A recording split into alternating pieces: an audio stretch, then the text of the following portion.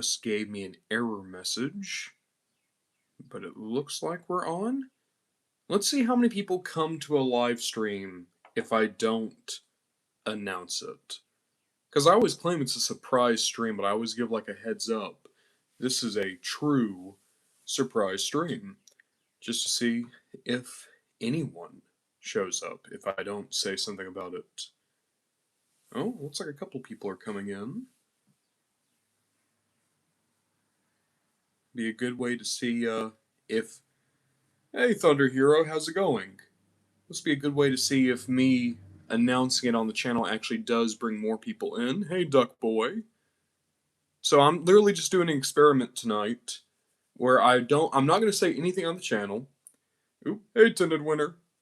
I'm not going to post anything on the channel, and I just want to see, like, do people still come onto the streams? Because I don't like spamming people with, like, going live in 10 minutes, 15 minutes. Hey, Rumbler, how's it going?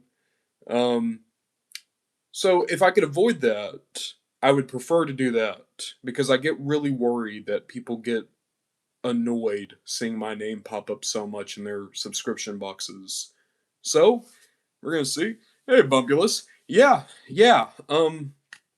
So, last time we streamed, which was earlier this week, I opened up these 5 amazing Street Fighter figures. I adored them. And I told myself, oh, I'm only going to get these 5, because these are like my 5 favorites from Street Fighter 2. And over the past 2 days, you can see I have gotten 6 more. So now I have 11 of the Street Fighter 2 figures. I did not see this coming, but I just adored these figures so much that I wanted to get more. I think this is the cap. I say that I would really like Zangief and T-Hawk. Nah, I never tried to get the Tron figures. The ones that, like, just came out for the Tron Ares, I never tried to get them. I have no real connection to Tron. I've never seen any of the movies. Oh, hell yeah. Thunder Hero has 4 primes now. What are the 4 primes you got? But in any case, I'm just wanting to... So, Tinted Winner? I don't know. As much as I'm not a big fan of Zangief, it's a lot more I don't like playing against Zangief. Hey, Scott Duncan. I like Zangief enough as a character, and with how good these toys are, I kind of want another big figure. Like, that's the thing, is like, my dislike of Zangief is similar to my dislike of, say, I don't know, I can't think of another fighting game grappler. My dislike comes entirely from, like, oh, I don't like playing against them. Hey, Dual Apocalypses. But these figures have blown me away so much that even characters that I'm not a super big fan of, like Zangief, I would like their toy now. The only ones I'm not interested in getting, I don't want DJ. I don't want Guile, because I have no interest in Guile. But I think I will get Zangief and T-Hawk when they come out. Also, Fei Long. I don't like Fei Long at all. But I do want to do something kind of fun. So last time, we supposedly did a competition. And it was these guys against... Oh, we've only been live for like 5 minutes, Scott. I was doing the Street Fighter guys versus the McFarlane Ninja Turtle Page Punchers. And that very quickly fell apart. I was going to do a whole thing of like, oh, which one is better between these two? And each time it was, these guys were amazing and those toys were kind of iffy.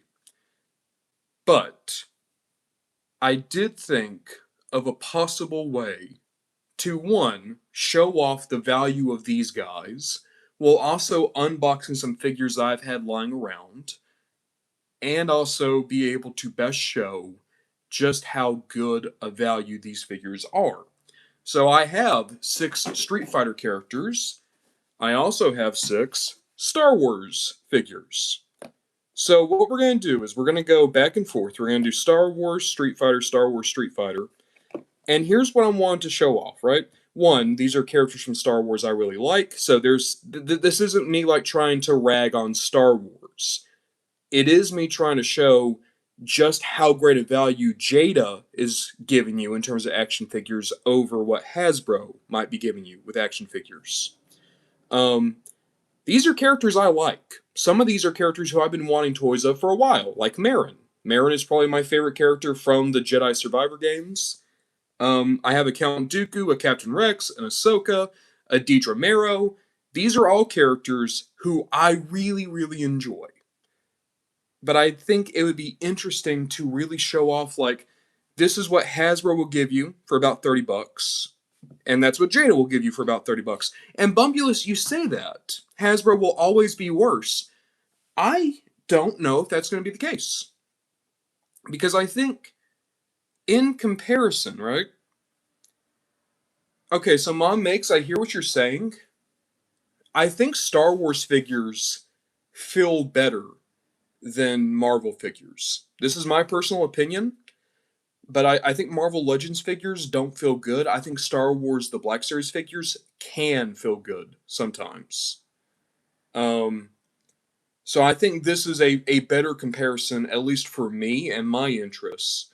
And also, like, I know that Street Fighter has the connection with Marvel because of the Marvel vs. Capcom games, and that all started with the X-Men vs. Street Fighter game. But this is my thing, and I just think this is a comparison that I was more interested in. And besides, I just happen to have 6 Star Wars toys lying around. So, 6 modern Hasbro figures versus 6 modern Jada Toys Street Fighter figures. Hey, Otto Drake, how's it going?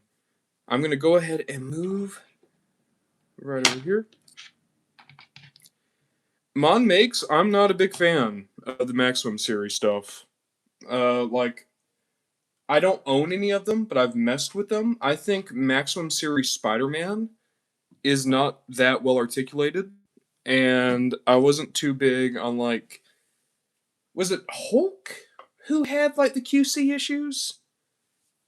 This is where I have to show my ignorance. I don't follow Marvel as closely as I follow, say, Transformers. But I don't know. And besides, Maximum series, that's going to do even worse because those are $50 figures. So, like, if I'm comparing these guys who are 30 to a $50 figure, and that toy isn't as good as these, then that's really going to look bad for Hasbro, wouldn't it? I stand by this. I think it is the better comparison is to do the Star Wars figures. Entirely because I like the characters more, basically. And I think the Star Wars figures feel better. And also, I have roughly connected some of the characters. So we have a running theme between the Star Wars figures and the Street Fighter figures we open in the order we do it. So, Cammy is who we're going to eventually open first from the Street Fighter side. But from Hasbro and Star Wars The Black Series, we're going to open Marin first.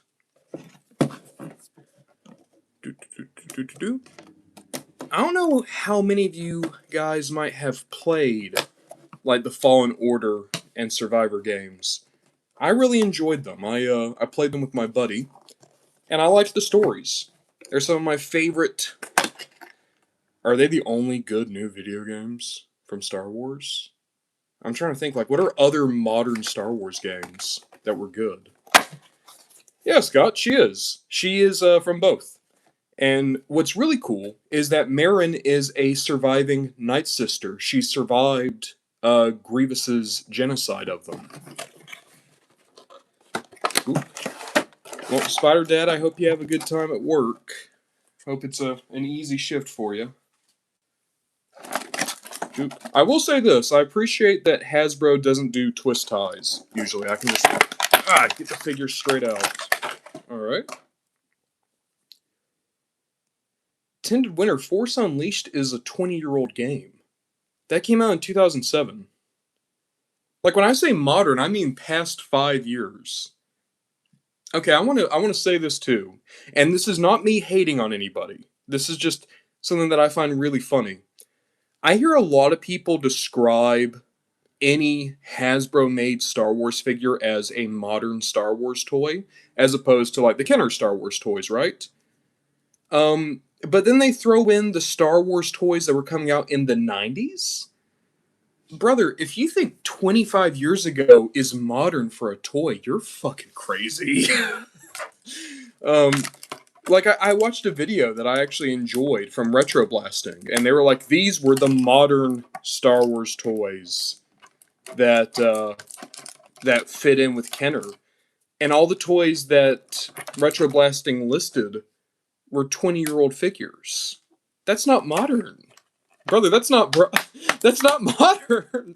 Like literally, it's not modern. Aren't you considered retro at 20 years old? It's retro at 20 and vintage at 30. Is that right? Okay, so for accessories, we have a spear, we have a dagger, and then we have a blast effect. This is Sith magic. Oh, Tin and Winter, you're not being annoying. I want to say this, guys. If I don't respond to your comment, it's not because you're being annoying or anything. A lot of times it's just because I didn't look down to see it in time. So if you have to, like, if there's something you just absolutely want me to see, feel free to, like, put it in the chat a few times. Please don't spam it. Please don't do it, like, 20 times. But, like, once or twice. Because a lot of times I just don't see. I actually really like how this Marin came out. Like, the head sculpt is very nice. Painting is very nice. The toy is somewhat stiff. But not, like, bad stiff. It's stiff in the sense that I think these joints are going to last a while. And this is what I'm talking about, right? When I mess with a Star Wars Black Series figure, they still have that rubbery Hasbro plastic. Marin really has it down here in the boots. The lower legs are a completely different material from the rest of the figure. But when I mess with a Marvel Legends figure, to me, it feels awful. Like, I don't know if it's a sensory thing. I don't know if I'm just, like, kind of a snob. Here, I have exactly one Marvel Legends figure. Here is my X-Men 97 Magneto. I have him because I love Magneto, but, like, look at this. Like, how you're just able to, like, wiggle the elbows and knees. And they feel so bad. Like, it feels like the toy warps itself. I used to have a few Marvel Legends, but literally the knees would start to, like, bend in under their own weight. Again, I think that this is a much better figure. I love Magneto. The reason I have this toy is because it is a good Magneto toy, but I don't like Marvel Legends at all. And weirdly enough, Marvel Legends feel better than some of the Mattel Hasbro or Mattel He-Man stuff. Okay, and then in terms of accessories, how do we do this? It looks like, yeah, you just put it right over the hand. Oh, well, Marin launched it. She yeeted that shit. Okay, one sec. Okay, you can put it in like that. It looks fine. It's not the most glamorous thing in the world, but also that's just the reality of blast effects. I don't think they've ever looked good. Does she have a holster? She does have a holster for the knife. That's nice. Doop. I put it in backwards because I'm an idiot. There we go. And then we'll have her hold the spear. So I will say this, for a Hasbro figure, I think Marin is really nice. See a Spider Dad. I think this is a very solid toy. I'll be honest, it's a better start for Hasbro Star Wars than I thought it would be. Because the toy looks nice, it feels nice, and this was right before the most recent price jump, so I was able to get Marin for $24, which for 24, I think she's okay. She's not great, but I think she's okay.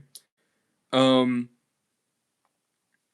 yeah, Transformers Enjoyer. I like watching indie animations. That said, nowadays, Black Series figures are going for $28 to $30. And Marin for 30 is not worth it. And the reason why I bring that up is because I've seen Walmarts and Targets and GameStops take the older Black Series figures that were shelf warming, and unfortunately, Marin wasn't really shelf warming. She just came in like right when the increase happened, and they've just upped the price. I don't know if you guys have ever noticed this, but if you go into Target or Walmart or Best Buy nowadays, they're starting to implement digital price tags. They used to have the sticker price tags on the shelves, right? But now it's digital. And what that means is literally you press one button, that price goes up. And you could do it when the day begins. So suddenly toys that were 23 yesterday could be 25 today. And that's happened to a few of the Black Series figures. So even though I got Marin for 22-ish, you would probably get Marin for closer to 30. And for $30, you could also get Cammy. And I feel like here's the connection between Cammy and Marin, right? Hear me out, it's a stretch. Both of them were antagonistic, but then were reached because they realized that the person they were following had been manipulating them, and then turned to the side of good and have become steadfast allies ever since. Right? Because with Marin, you have Malicos, and with Cammy, she used to work for M. Bison, and then she got that shit out of her head. That's my connection between Cammy and Marin. I was thinking about doing Marin versus M. Bison because they both have soul power, but I decided that M. Bison, he'd be a better comparison against Count Dooku. All right.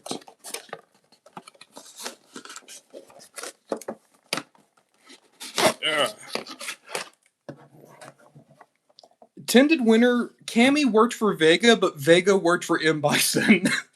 Like, okay, maybe Vega was the middle manager, but come on, man. Don't do me like this.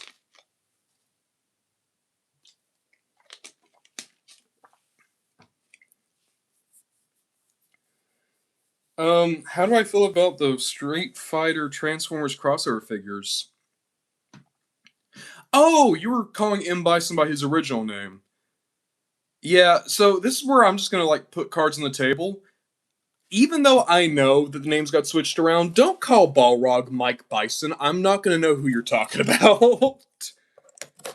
Like, I can be aware of something and it's still not click. Dude.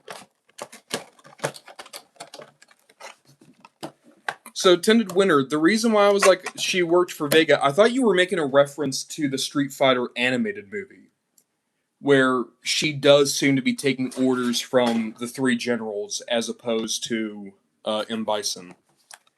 Because there's a scene in that movie where, like, M. Bison literally tells Sagat, go get rid of Cammy and Vega. Man, the Street Fighter animated movie is so good. If anyone is kind of disappointed in how the live action movie is looking, go check out the animated movie. Make sure it's not Alpha, because Street Fighter Alpha also has a movie. That one's not great. I'm talking about Street Fighter 2, the animated movie, the one that has Vega attack Chun-Li in the apartment. The one that has E Honda and Balrog fall off the mountain together. That one.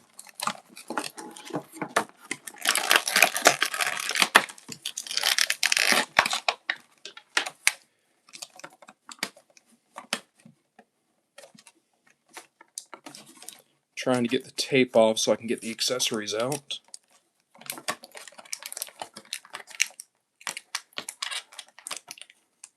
YouTuber E.C. Henry. I don't know who E.C. Henry is, Iron Blind Jory. That sounds cool, though. I'm really interested in anyone who can do, like, custom stuff. Also, I want to say this, right? So many people, there's good reasons to not like the sequels. Personally, I hate Episode 9. But it's not because I dislike Rey or any of the characters. I dislike 9 because 9 has no fucking plot. Like, 9 was cobbled together and throughout whatever character arcs there were going on. But I hear people complain over stupid shit with the sequels all the time. And the one that I always hate is everyone's like, oh, wow, Admiral Holdo destroying the cruiser going into light space. That's so dumb. And it's like, dude, is it really that fucking dumb? Because that same thing happened in Star Wars Battlefront 2 on the PlayStation 2. And the same thing happened in the Clone Wars. Like, there are plenty of examples in Star Wars of a ship comes out of hyperspace and crashes into someone. That happened in the original Clone Wars cartoon. The battle over Coruscant. There's a separatist ship that comes out of hyperspace too early and crashes into a Jedi Star Cruiser. That's why not Eth Koth. That's why Saucy Tin and the other ARC troopers have to jump down onto the separatist ship. Because that's how their Star Destroyer gets taken out. I don't understand why, if the movie does it, we have to act like it's dumb. But then if it happens in a fucking expanded universe comic starring fucking Squibbly Pibbles, Rebel Hero Squibbly Pibbles, I have to suddenly act like, oh no, but that shit was cool though. That was so cool when Squiggly Pibbles used the Force to activate the warp speed. It's not warp speed, that's Star Trek, but activate the hyperspace drive in order to crash directly into Admiral Yaloran Cantunis' ship. I don't even know what we're talking about anymore. Oh yeah, the fucking Admiral Holdo thing. That makes complete sense to me. She's the only person left on the ship. The ship is falling apart. It's an act of desperation. And everyone's like, oh, but why wouldn't they do that in normal Star Wars? It's because ships are fucking expensive. That's why. Why would you willingly destroy a capital ship? Oh, well, why don't the starfighters do it? Because most of the starfighters don't have light speed capabilities. Like, I remember a lot of people were like, oh, why don't vulture droids just do that all the time? Because the vulture droids can't go into light speed, you fucking fake fans. I don't even like Star Wars, and I know this shit, you fucking dweebs. Okay, what are we doing? Cammy. I will say, I'm not big on this face. I know what it is. Cammy has a face in Street Fighter 2 that's basically like her controlling her breathing. But it just kind of looks like... I don't even know what it looks like, actually. It kind of looks like she's just kind of surprised to see something. I am a much bigger fan of her alternate head. This screaming face. Yeah. There we go. Also, I like this. Just like Vega, she has a point of articulation in her braids. So you're able to articulate her there. Of course, articulation, she is much more articulated than Marin is. She has many more points of articulation, gets a lot more range out of it than Marin does. I do kind of wish that I had gone the Player 2 colors for Cammy, because when I think of Cammy, I think of her in the blue. But the Player 2 colors were an Entertainment Earth exclusive, and I didn't want to have to wait for Entertainment Earth to ship one to me. So I got the normal one. So, $30. Okay. Hear me out. Are her joints wide joints or standard joints? So it's really interesting. It's literally just ball on peg. But look at that. Like, she literally has more range in her hips than like any Marvel Legends Spider-Man. And you can see what it is. It's the most elegant thing ever. It's literally just ball on peg. And they're all like that. Like here's Sagat. Hey Sagat. So Sagat, big guy, but look, he also just does ball on peg. And it gives him all of the range possible. Like, it's a really smart choice from Jada. I'm gonna be honest here, right? If my home were burning down, and I had to choose between these two, I actually think I'd go with Marin. Because, let's look at accessories, right? Okay, so Cammy gets an alternate head, she has 2 pairs of hands, and then she has the blast effect, which is nice. She doesn't have a stand for her blast effect, the way that the others do. Meanwhile, like, Marin also has a blast effect. No alternate head or hands, but she comes with her spear and her knife. And I like her costume a bit more. I think this is going to be the only time tonight where I'm going to say I think the Star Wars figure is better. Like, admittedly, I kind of knew that the Cammy toy was probably not going to be my favorite just because I talked about it on the last stream. Whoever designed Cammy was like, we need to make her sexy. But what that means is they've, like, gone into so many weird cuts in the articulation that she just doesn't look normal anymore. It's very similar to, like, when you see, like, Princess Leia in the Golden Bikini, where it's so clear that, like, someone got weird about it. That's kind of how I feel about Cammy.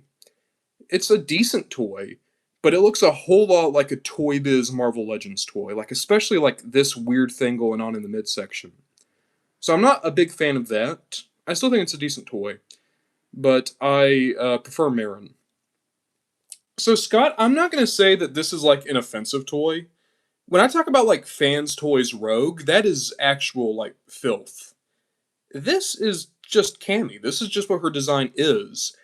I don't think that this is the best way to go about it, but at least she is still a fully featured action figure that can do poses and comes with accessories.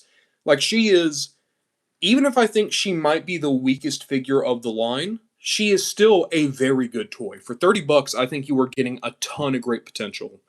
I just think Marin is a better toy overall. That's just me personally. So we're going to... I'll tell you what would be fun. If a character wins their round, they're just gonna, like, hang out on in the camera. So Cammy's gonna go hang out with the other Street Fighter figures that we opened last week. Marin is gonna stand right here, and then just by the end of this, let's see which series has more representation. So our next round, it is going to be Phase 1 Captain Rex versus Ryu. Now, what is the connection here? I'm not gonna lie, it literally just boiled down to, oh, well, they're both nice guys with a sense of duty. That's what I got. Captain Rex and Ryu. There's no other connection here. Other than, I guess, like, the Hadouken is blue. And the Hadouken. It's... You get what I mean. You get what I mean. Hat. Main leaders? Maybe. Azrael's son, Black Series has never done Rebels Rex. Which is a shame because I would like them too. I think he'd be cool. They have done Phase 2 Rex. By the way, hey Azrael's son. I saw you come in a second ago. I meant to say hey then. Oop. So I want to point this out, right? When I was a kid, Captain Rex was my favorite Star Wars character. To this day, he's easily in my top 5. If I had to say, like, my top Star Wars characters, it's him, Ahsoka, Cad Bane, and, you know, others here and there. The others kind of float through, but Ahsoka, Cad Bane, and Captain Rex are always in my top 5. Yeah.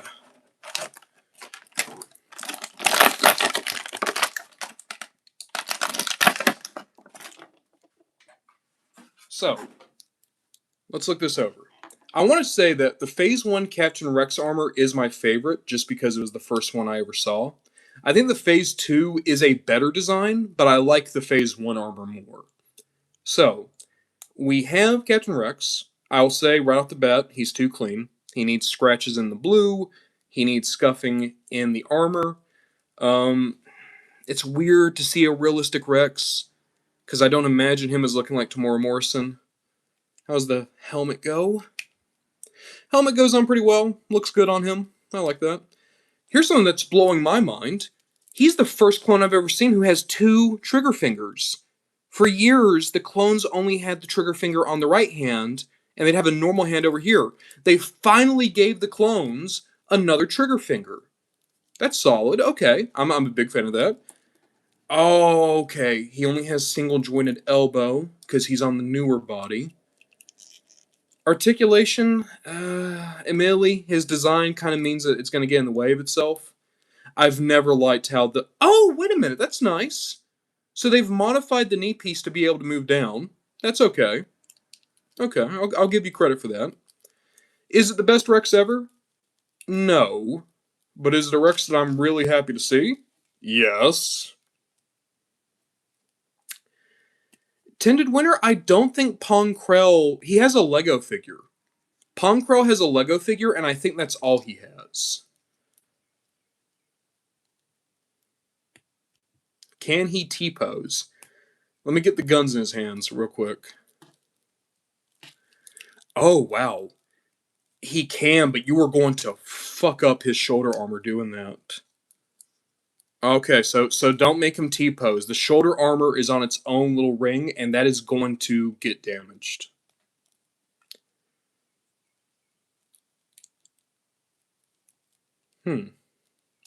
I like him, but he has problems. He has a lot of problems. And he's also $30. Okay. So, another reason why I wanted to start with Cammy and Ryu. Cammy I kind of knew was going to be the weakest figure. Ryu, as much as I like Ryu as a character, he's also a very boring design. Like, Ryu, close your eyes and imagine generic martial artists, you get Ryu. And there's a reason for that. It's because so many of them have been made and ripped off Ryu. But, like, even still. So, I figure this is a way that Star Wars surely has a chance. You're taking one of my favorite characters, or maybe my favorite Star Wars character, in his favorite design of mine. That's a good chance for someone who is like, he's iffy. I do remember I'm Gonna Die. I'm Gonna Die was the Jedi General who was supposed to protect Ryloth, but the Separatists broke through. Him and Captain Keeley died trying to ensure that Sham Syndulla and his rebels escaped. I love that episode. That was season 3, Supply Lines? Was that the name of the episode, Supply Lines? I really liked that one. That was a great one. And Ngundai had a really fucking sick final stand. Him and Captain Keeley both! Because Captain Keeley gets blown up by a bomb, and then he stands back up to get a couple more shots in. It was cool.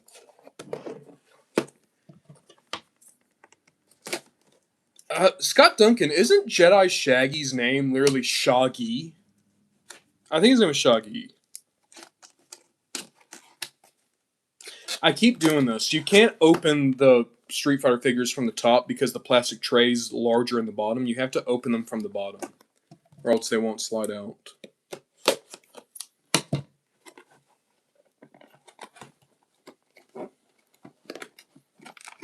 Oh, God. Oh, wow. That's in there. Come on. He is the guy that gets crushed by Grievous. He runs out and Grievous just, like, stomps on him.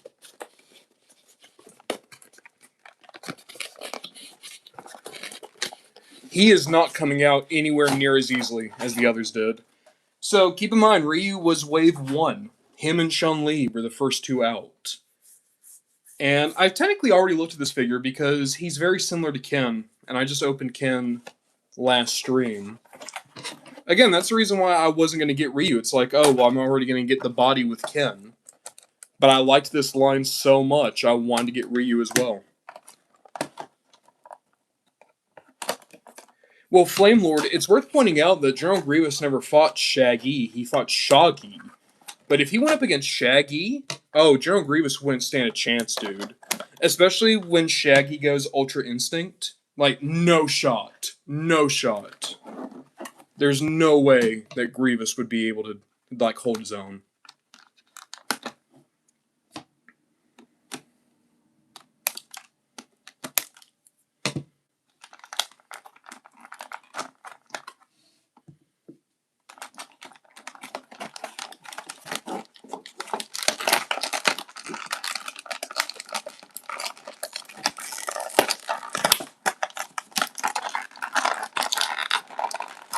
Oh, there's other twist ties.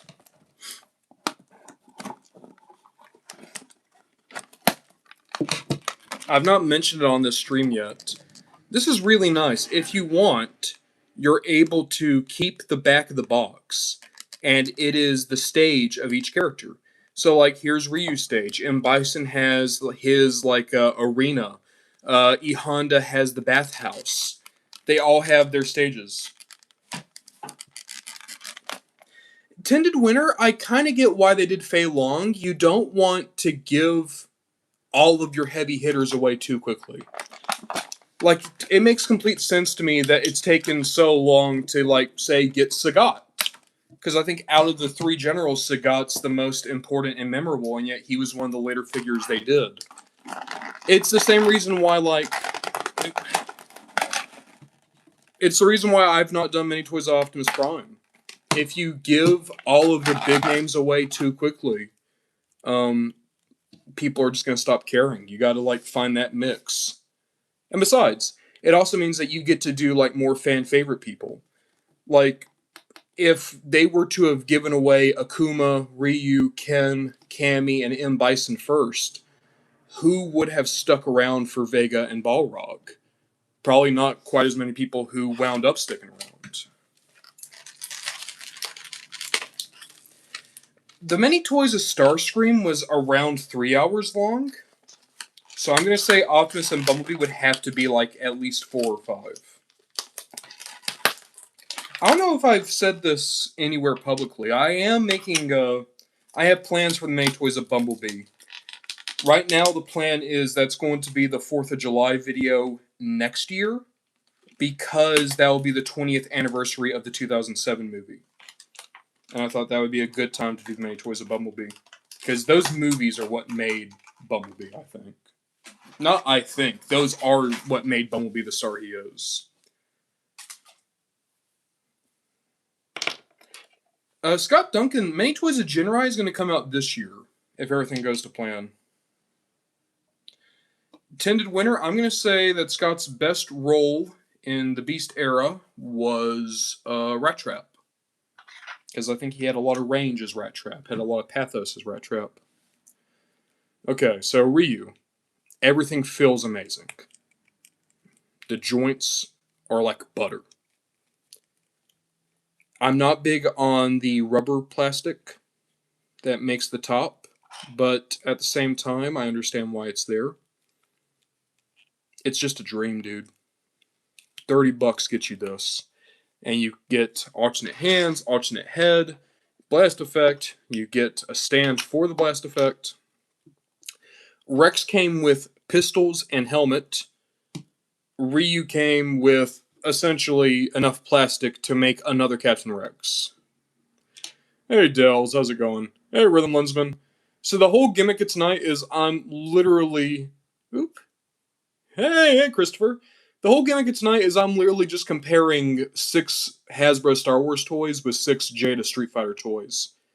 And so far, I think Marin is a better toy than Cammy, but I think Ryu is a much better figure than Rex. Scott, I am so excited for that Takara Galvatron. I've not said much about it because I wanted to wait till the news video. Oh, hey, unknown. And then, so you went out to get Ryu. The Rhythm Lensman, I went out and got Blanca, E Honda, Akuma, M Bison, Ryu, and Cammy.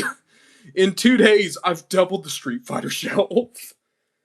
Oh, by the way, Rex doesn't have that. Free feet picks? Oh, hell yeah. Oh, hell yeah. Look at those grippers. Put those dogs away. But yeah, Ryu is a much better figure than Rex.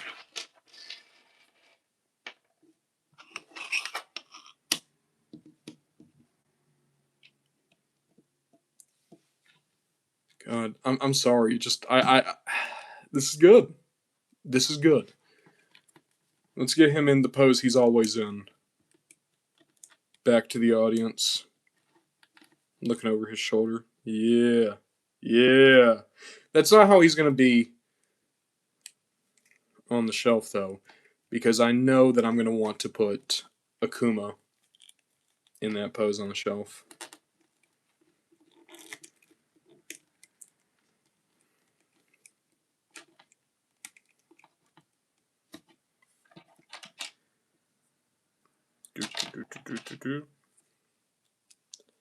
No, that's totally how it goes. I find these Street Fighter toys so fun. I just get the urge of like, okay, now I need to find the pose. I need to find the pose for them right now. That's gonna be a decent pose for Ryu for right now. There you go. Look at Rex. Rex is literally just he realizes he's not winning this shit. He's not winning this shit.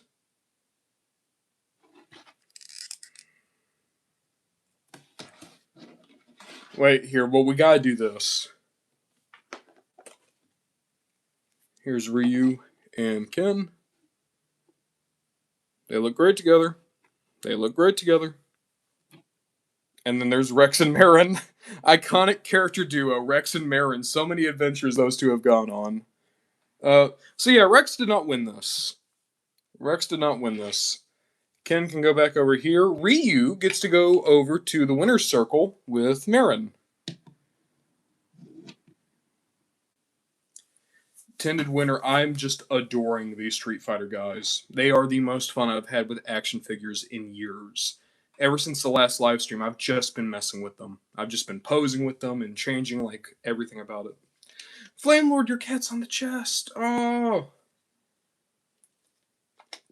that's good. We need all the iconic Street Fighter characters.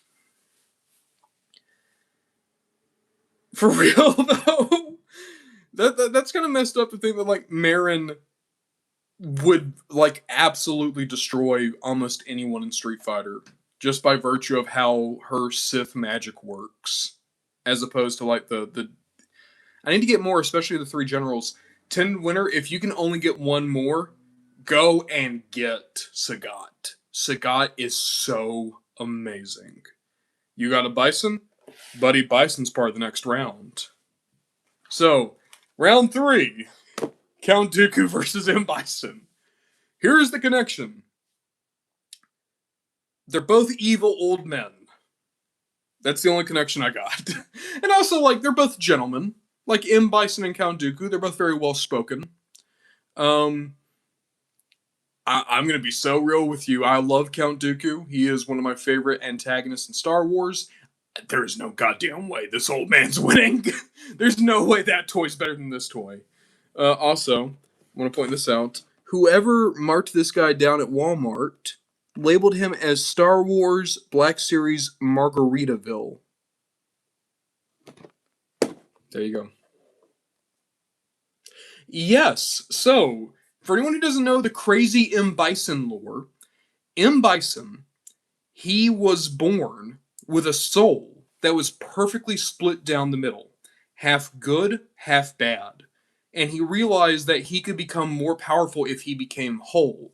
So he expelled the good half of his soul, and the good half of his soul turned into Rose, who is like the heroic counterpart to M. Bison. But that's why M. Bison's Shadow Law powers are so insane, why his Psycho powers are so impossible to fight against. It's because he is literally pure evil. Like he is pure evil, and that has given him the energy of a small nation. Like he could, if he wanted to, charge your battery by hooking his nips up to the battery.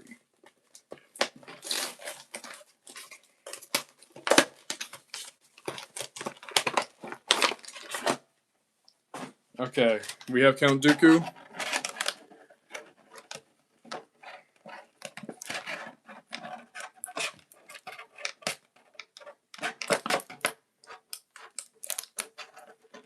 I would like to get the Storm Collectible Shao Kahn.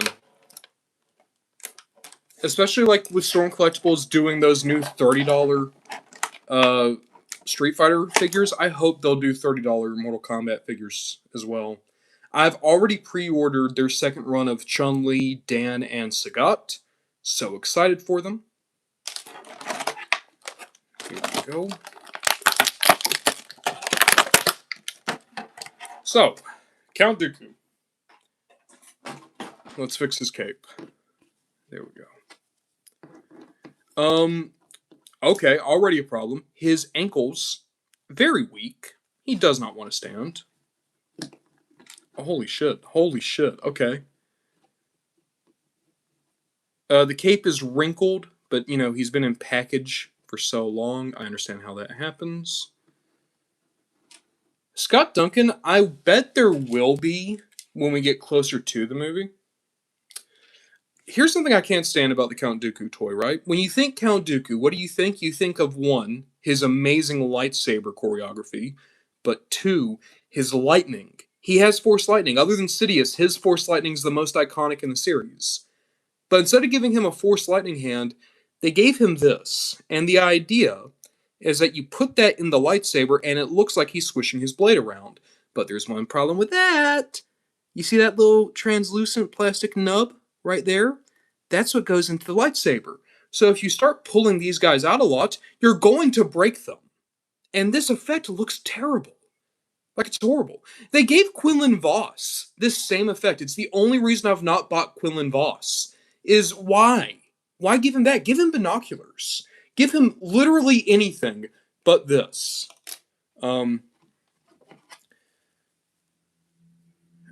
Also, love Count Dooku's lightsaber design. Really cool design. I think he has one of my favorite lightsaber hilts.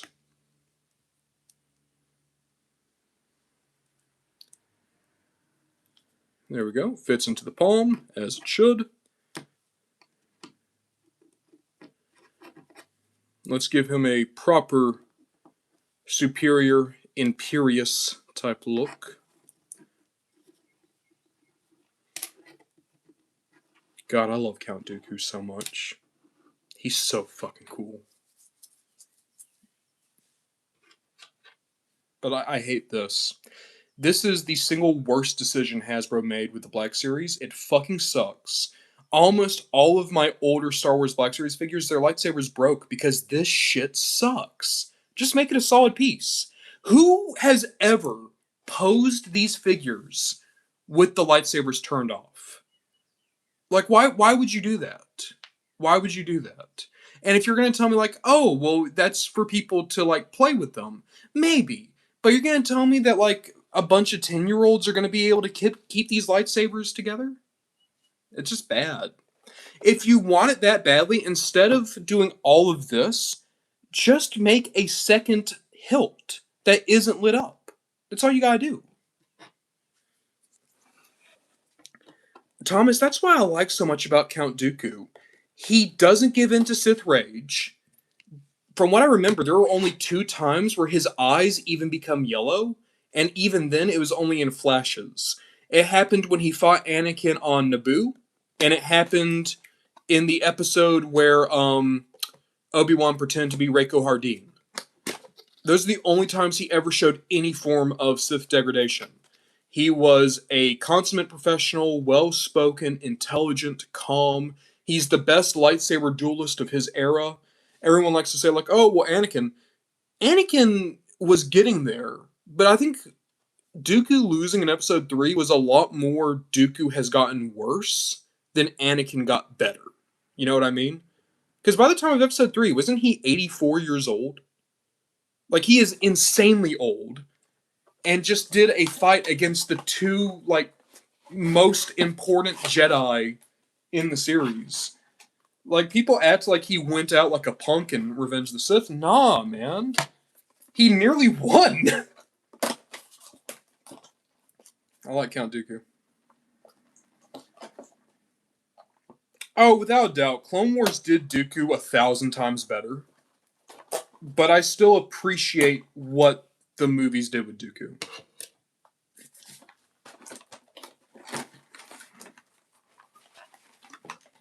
Oh, Mon Makes, I love that. That one scene where you have Dooku levitating the lightsaber in front of Grievous, and it's the, when you fight the Jedi, you must have tactics, intimidation, and fear on your side. Oh? So I'm opening M. Bison. There's something here. What are these directions? How to remove shoulder pads. Oh, okay. It's just a way to take the pads off. That's really nice. I appreciate when they do something that's a little bit different from the other figures, when they just give you this just so you know how it works. That's very much appreciated. Also, that's much easier to read, see, and understand than any fucking Hasbro Transformer sheet in the past 10 years.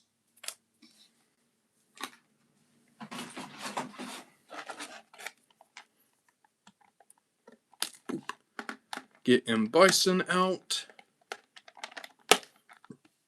I will say, I'm glad they didn't make him like Street Fighter 4 levels of buff, because I don't like meatbag Bison. When you go back and look at Street Fighter 2, he's muscular, sure, but he's not as thick as he becomes in like Marvel vs. Capcom and Street Fighter 4. He is like he's almost like Sagat in that he is massive and he is taller, but he's not necessarily just all encompassing muscle. He's not Broly. Thank you, Scott. That's exactly what I was looking for. He's not Broly. He's not Hulk. He's just a little bit bigger than usual.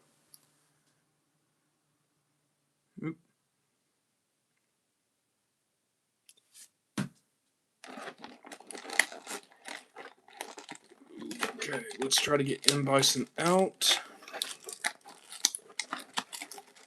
Wired cape. That's what I was hoping for. Oh, fuck yeah, baby. Ah.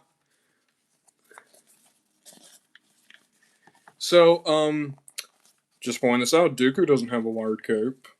His bitch ass doesn't have a wired cape. M. Bison does, though.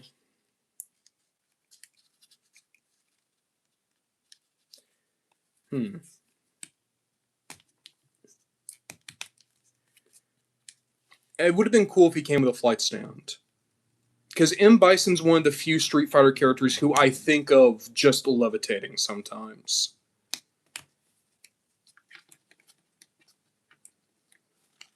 Also, they gave him like a stoic face and an angry face. I wish he came with a manic laughing face. Because when I think of M. Bison, I think of his big slasher grin. Like the ear-to-ear crazy smile. In my head, that's M. Bison.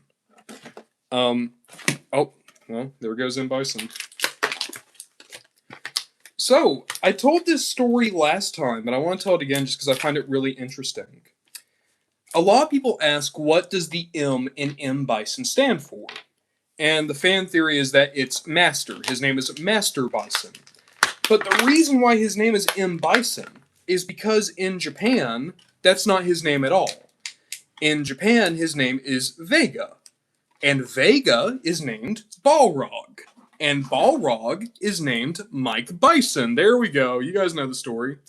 And the reason why Mike Bison was not what they called Balrog here in America is, one, they were worried that Mike Tyson would sue, and two, a few months before Street Fighter 2 got localized, that's when Mike Tyson got arrested. So they very quickly had to shift the names around. Dells, who did you get? Who's the Transformer you got for the first time in forever?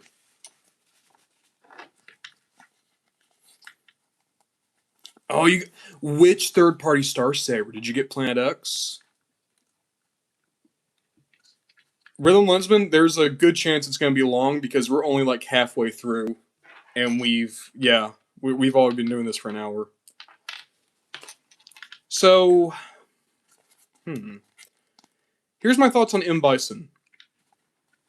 The wired cape is really nice. You can see that the cape, it's not quite as nice as some of the McFarlane wired capes. It's definitely going to take some getting used to. Also, because of the cape, he is somewhat back heavy.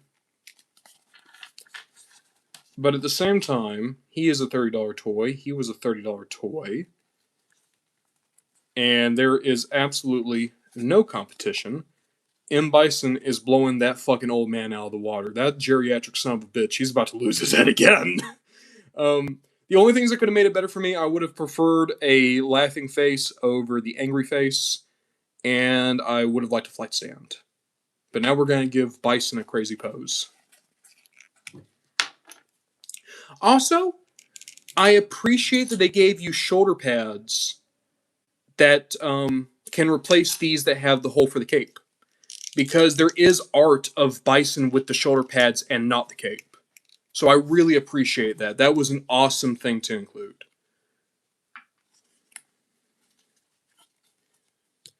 Here's my plan: is I want to just do like a energy bursting off him type of pose.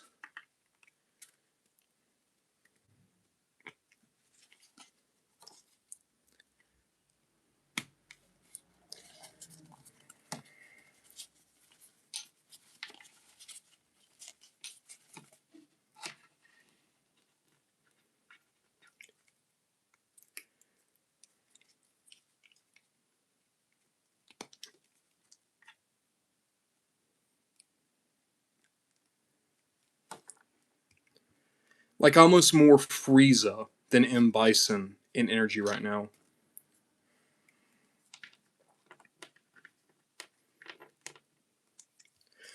Maybe if I did it more like it's going this way.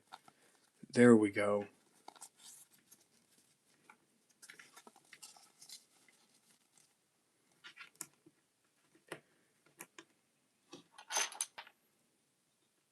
Rhythm Lensman, I like that Adventures Drift versus Jazz 2-pack. Especially if you like the RID 15 designs. It's a solid way to go. Because those molds are fun.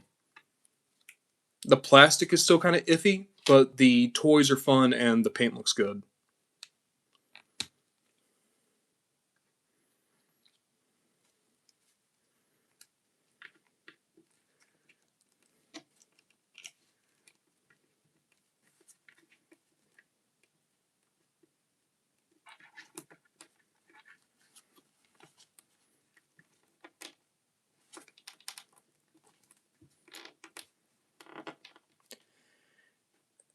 Tinted Winter, the things that I disliked about Slingshot is I don't like the design, and I didn't like how he acted as a kid. But truth be told, I just did the main toys of Air Raid, and I rewatched some of Slingshot's episodes. He's nowhere near as bad as I remember him being. Real talk, I think a lot of my issues with him was very much like, as a kid, I wasn't thinking about like what the character's perception would be. The character perception of Slingshot is me and my brothers are 2 days old, and you're telling me to fight and die for your beliefs, and I do not know what the Autobots even fucking are. Whereas the Decepticons look like me, and they don't care about humans. I also don't care about humans. Why are you making me fight your war? Like, when I start thinking about Slingshot like that, basically the same way I think of the clones in Clone Wars, when I started thinking of Slingshot the way I think about Fives, Slingshot makes a lot more sense to me. I don't think it was executed well, but I think the idea is really interesting. So I actually don't have hatred of Slingshot. My issue with Slingshot is a lot more I wish what I think is cool about him had been explored more. So who wins between this amazing toy for $30 with a wired cape that looks like this, looks like a fucking statue now, and this old man with an accessory that's going to break itself, the only accessory he has, mind you, and also, I'm pretty sure he's cross-eyed. I really fucking wonder who wins. The next round's gonna be a fucking blowout. The next round's gonna be a fucking blowout. Go stand over there, Bison, in the winner's circle. So we have Akuma, $30 Akuma, one of the most famous villains of all time. Incredibly cool design. Like he is the dark antithesis to Ryu and Ken. And he's going up against Star Wars Andor Miro. Now let me say this: I love Miro. Miro is one of my favorite Star Wars characters ever. I think Andor is the best Star Wars show, the best thing made by Disney, and I go so far as to say that Andor might be the best thing to ever come out of Star Wars ever. I fucking love Andor, and Deidre Miro is a big reason as to why I love Andor. If they made more characters from Andor, I would buy more characters. Like I would buy Leo Pardigaz. Um, I would buy. They did Luthen. If they made Clea, I would buy Clea. They did Vel. They did Andor. They did Bix. Like they've done most of the major characters. I would really like them to do Cyril and Leo Pardigaz at some point. So here's my idea here, right? Pure evil. Like nothing redeeming about either one. Like even if you want to stretch it, like okay, she loves Cyril, he has respect for Ryu. Other than that, no, they are fully dedicated to the cause of destruction and death, and are amoral in how they go about it. That's my connection here. That's all I got. Like I said, I almost did Akuma versus Count Dooku and uh, Marin versus M Bison. This is real fucking rough for Miro. You know what? Maybe I'm gonna open this toy, and I'm going to say that for $30, she's the best Star Wars toy ever made. That could happen. Anything could happen at any time, guys. Okay. Maybe you guys shouldn't be so fucking cynical all the time. You think about that? Maybe you're the problem. Maybe this toy is gonna blow us all away.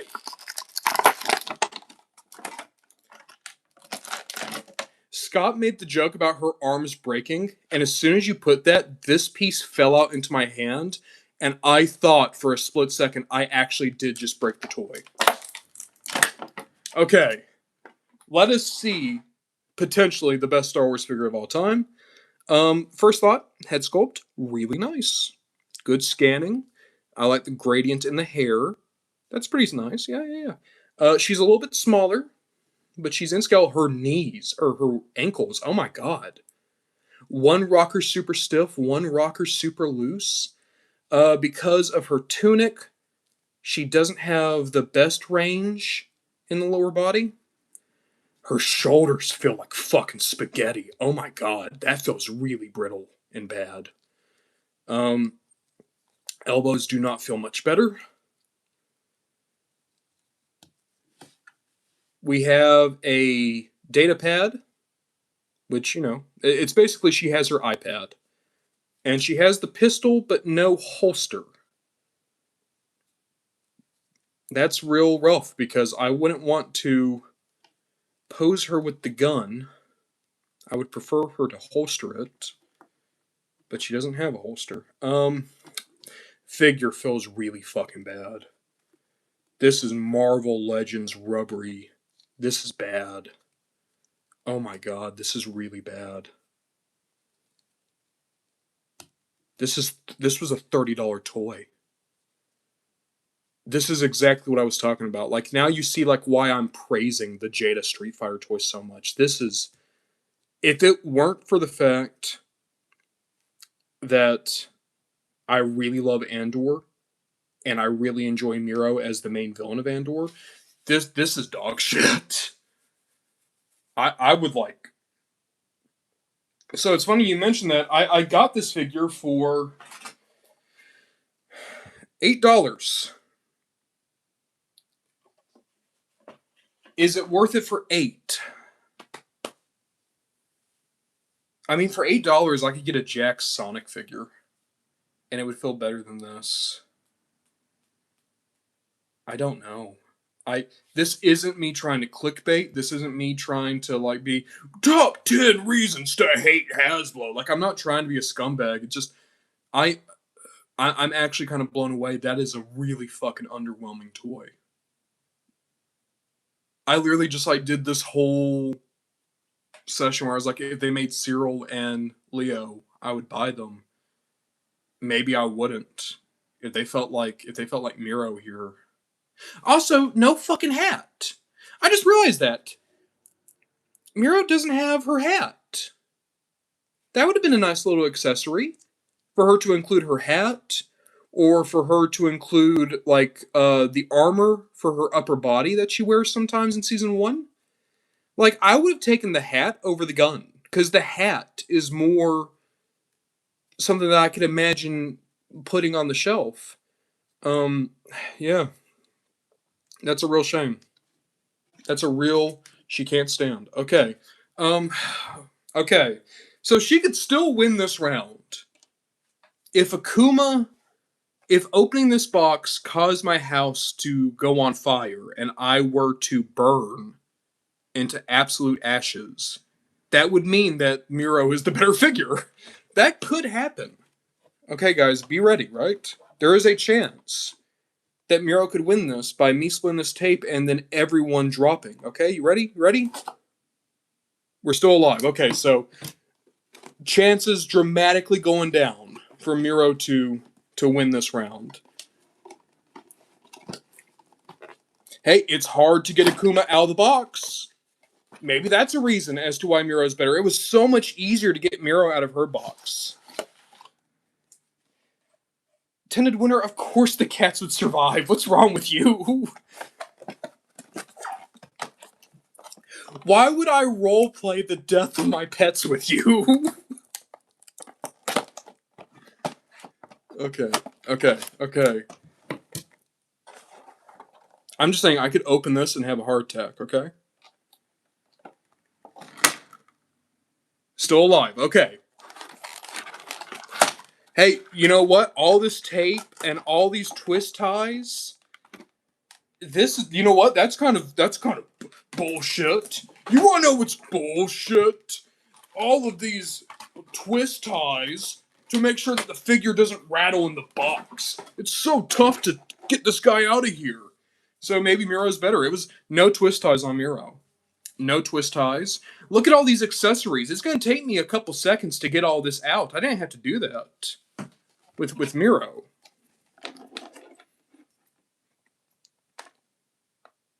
Oh, tended winner. No. I'm just poking fun. Don't feel bad. I feel bad now. Please know that was not me like trying to like shame you. I was trying to poke fun.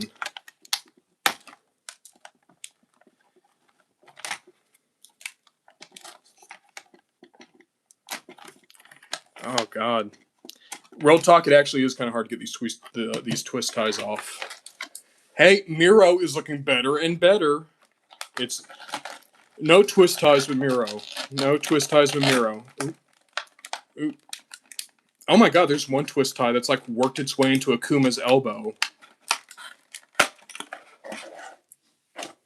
That's good. Oh, look at that. Look at that. Like the paint is really nice on the top.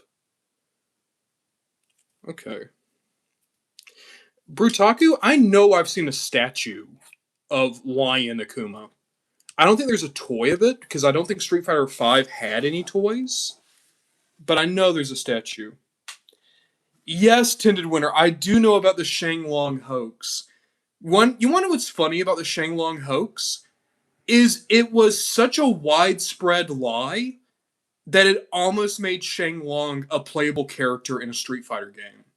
So, for anyone who doesn't know, in Street Fighter, Ryu and Ken have a mentor. His name is Goken. Goken is the older brother of Akuma, I'm pretty sure. And Akuma beat the shit out of him so badly that Ryu and Ken thought that Goken had died. But Goken was introduced in Street Fighter 4. Before that, there was a lie, a joke, put in Electronic Gaming Monthly, I'm pretty sure, EGM. And the EGM magazine said that there was a secret hidden character in Street Fighter II Turbo, and his name was Sheng Long, and he was the teacher of Ryu and Ken. And they like made all this crazy shit up, Like, he could do a Hadouken, but with one hand, which eventually is something that Goken was able to do. But the thing that they also said was that he had, like, a dragon arm. Because he was so good with the dragon fist that it eventually became an actual dragon's fist. Now, at the same time, Street Fighter the movie, the game, was coming out, and Street Fighter the movie, the game, was not made by Capcom. It was made by an American company. And someone at that American company saw the magazine, and they thought it was real. They thought this was a true thing, even though this was the April Fool's issue. And literally right under the Shenlong thing, there was the like little note from the editor that's like, somewhere in the magazine is one of our practical jokes. Can you find it? Like, so obviously this was the joke. But that doesn't matter, because someone who was working on Street Fighter the movie, the game, was like, we could have this character. Capcom's not put this guy in anything yet. We could put it in. So they got, if you don't know Street Fighter the movie, the game, they were going to digitize the actors from the movie, very similar to how Mortal Kombat did it.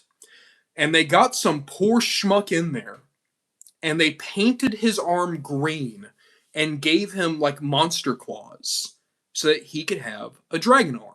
And they were also going to put a blindfold over his eyes because he was blind, but he was still powerful. And he wouldn't actually block. If you hit the block button while playing as Shenlong, he would do a parry animation to show that he's the master of this shit. And amazingly, this team, who, by the way, only barely put together a functioning game, were not able to put someone in the game with this many unique fucking mechanics. But there is a universe out there where we never got Goken. We got Shenlong in Transformers Street Fighter the movie, the game. Tended Winner, you're completely right. It is a botched translation. What happens is it's the Dragon's Fist. Like, Shenlong is supposed to talk about his Dragon Fist, which is one of the moves that Ryu does. You know, if you want to defeat me, you must overcome my Dragon Fist. But some poor schmuck saw, like, the translation error, and they thought Shenlong was another fucking dude. Which is why this all happened. Because nobody knew what Shenlong was supposed to mean. And then I think in Turbo is when they fixed the translation into, you must overcome my Dragon Fist. How did we get onto Shenlong? It's funny. I was literally just rewatching a video today that talked about the Shenlong creation. So Mon makes Udon used Shenlong, but they also eventually put Goken in as well.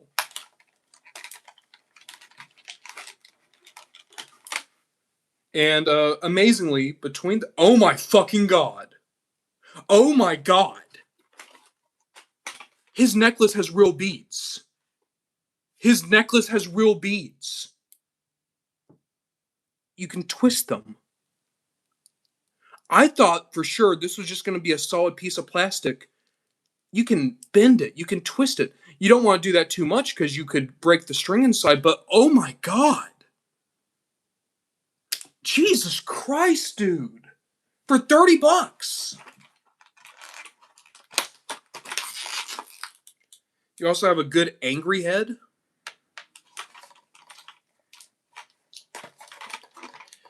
Okay, let's be fair here. Miro could still win. I've not made my decision yet. Miro could still win. I could have that heart attack at any second. It could happen any second now before I get all the pieces out of this box. And if that happens, Miro wins.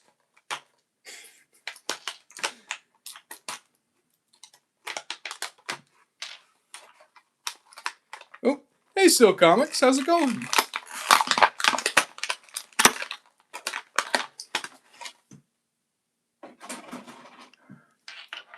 Okay.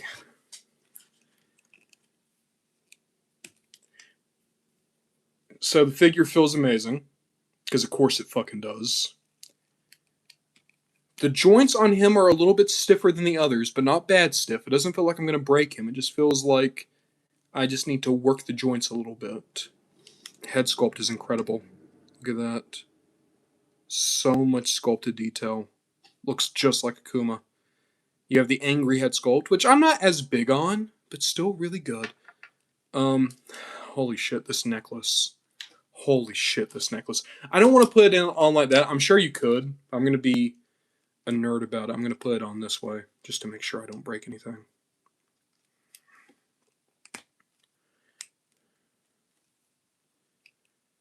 And you get the blast effect. You get a stand for the blast effect. Sculpted detail throughout. Look at the texture of his outfit. The tatters down here. Oh, I never noticed Akuma wears flip-flops.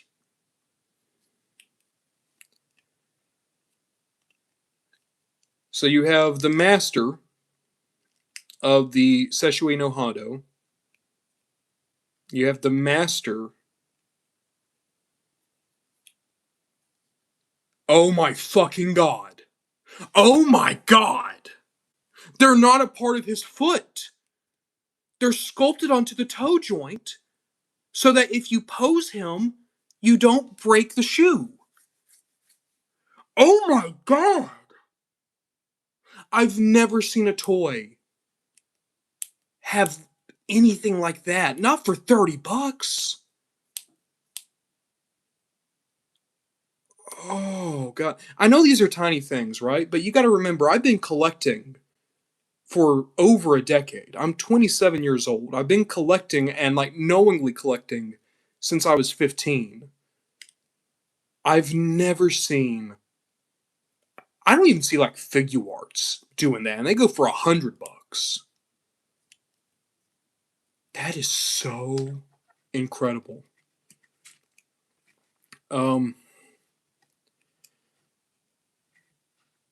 So who wins between the master of the raging demon,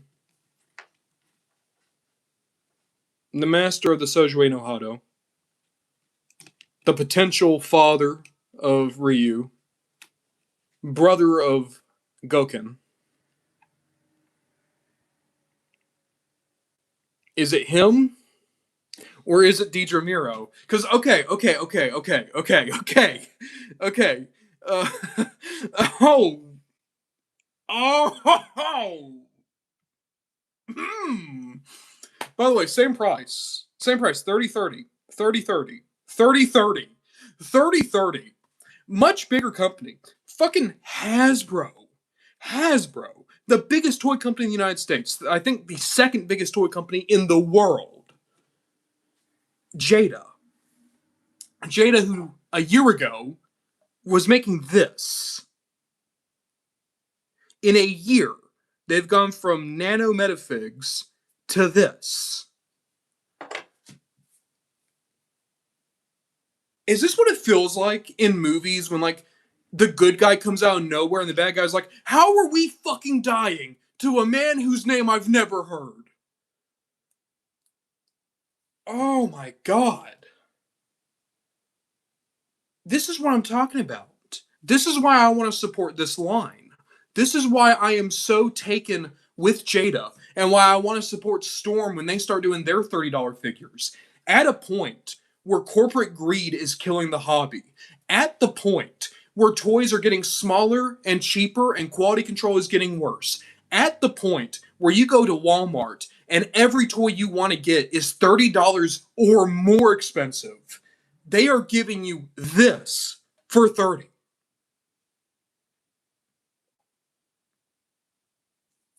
Like that is, I don't want to glaze a company, right? Because it's $1 million company, and we shouldn't act like companies aren't our friends. People inside the companies can be, but this is what toys should be. This is what toys should be in 2027. Toys should be more feature rich and more accurate. with joints in plastic that feel amazing. This motherfucker has a paint wash on him so that the crevices of his outfit come out a little bit more. You don't even notice it unless you have him under lights and stare at him. Like, look, you can see it on his legs. And this is Street Fighter. I'm not being a dick here. Street Fighter isn't that big. It's the biggest fighting game ever. It's one of the most famous Capcom games, sure, but like, this isn't fucking Star Wars.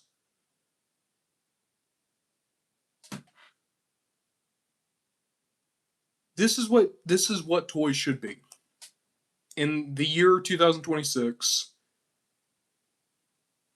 this is what action figures should be.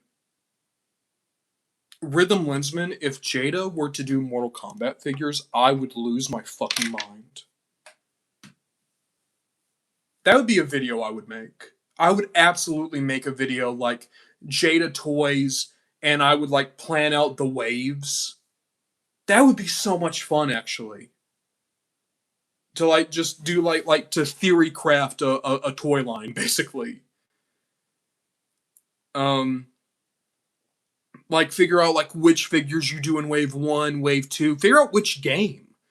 Because I feel like you shouldn't do Mortal Kombat, the first one. I think if Jada were to get the license, I would want them to do Mortal Kombat 2. Because I think that's where you get the more iconic designs for almost all the characters.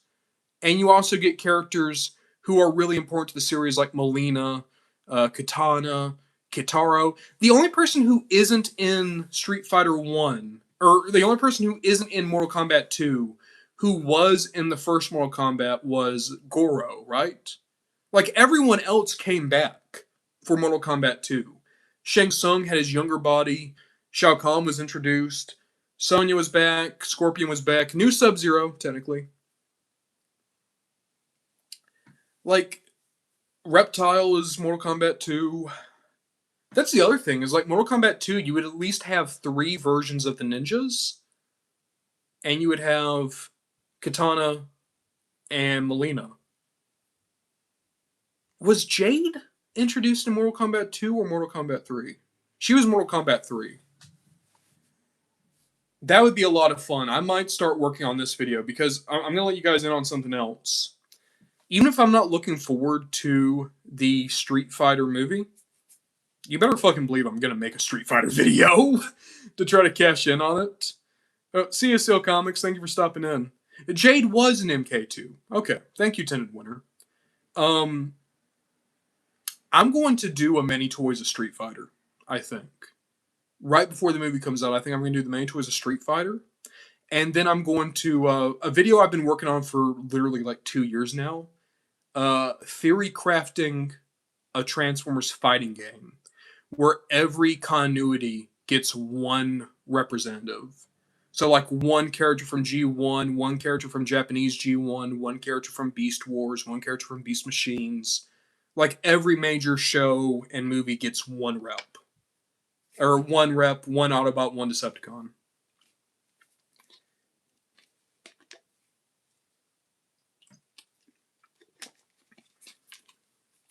Oh, wait. God. I've thought about live streaming games. I suck ass at video games. I fucking suck at video games. I love Mortal Kombat and Street Fighter. I struggle to beat AI ladders. Like, I'm really bad at video games. So that's the reason why I've never actually, like, done a gameplay video or a gameplay live stream. Is I feel like I would be really bad and people wouldn't have interest in watching my stuff. Because, like, at least if we're doing toys, I know toys. But I would fucking suck doing a video game live stream. I did Twitch a Pokemon game at one point. Like, before my channel got big, I had a Twitch account, and I did a Nuzlocke of Pokemon Sword, I think? And it did not do well. I don't know. Maybe.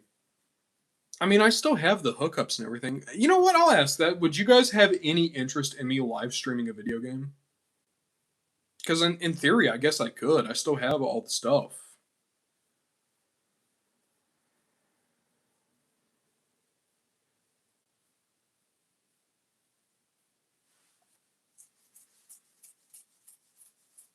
If I were to do that, what kind of games would you guys want me to play? Because I don't think I would open on a fighting game. I think I would probably. I mean, I guess like I should start with like a Transformers thing, right? Maybe do like War for Cybertron, Fall of Cybertron. Because I can do it for my PlayStation 3, and I can do it for my Switch. I don't have the equipment to do it for my PlayStation 2 anymore. Um, that would be really fun to do the story mode from the original Battlefront 2. I love that. I have Armada on the PS2. I could do that. Devastation. That'd be fun.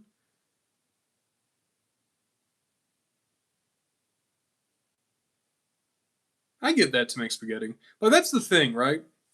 I am trying to expand what I make videos of. That's why I did the Sonic videos. I also know why the Sonic videos didn't do particularly well. It's because a lot of people watch my stuff because they like Transformers. And that's fine. I'm not like upset about it. But it does mean that like I'm fully aware that these are videos I want to make, videos that I need to make so that I still have fun making videos. But those are not necessarily videos that are going to like be big. And I assume it would be the same if I were to start live streaming. If I did Transformers games, they'd probably do the best because I'm a Transformers person. I don't know how many people are going to be interested in like seeing fucking Cartoon Network Battle Royale, whatever that Smash Bros. Cartoon Network game was. Because like I have a decent video game collection, I could do like video game live streams. You guys have given me a lot to think about. I would absolutely do like Sonic Generations. I would do Sonic Generations. Uh, Punch Time Explosion. There we go. Well, it was actually Punch Time Explosion XL when it got to the PS3 because I think it was just Punch Time Explosion when it was on the DS.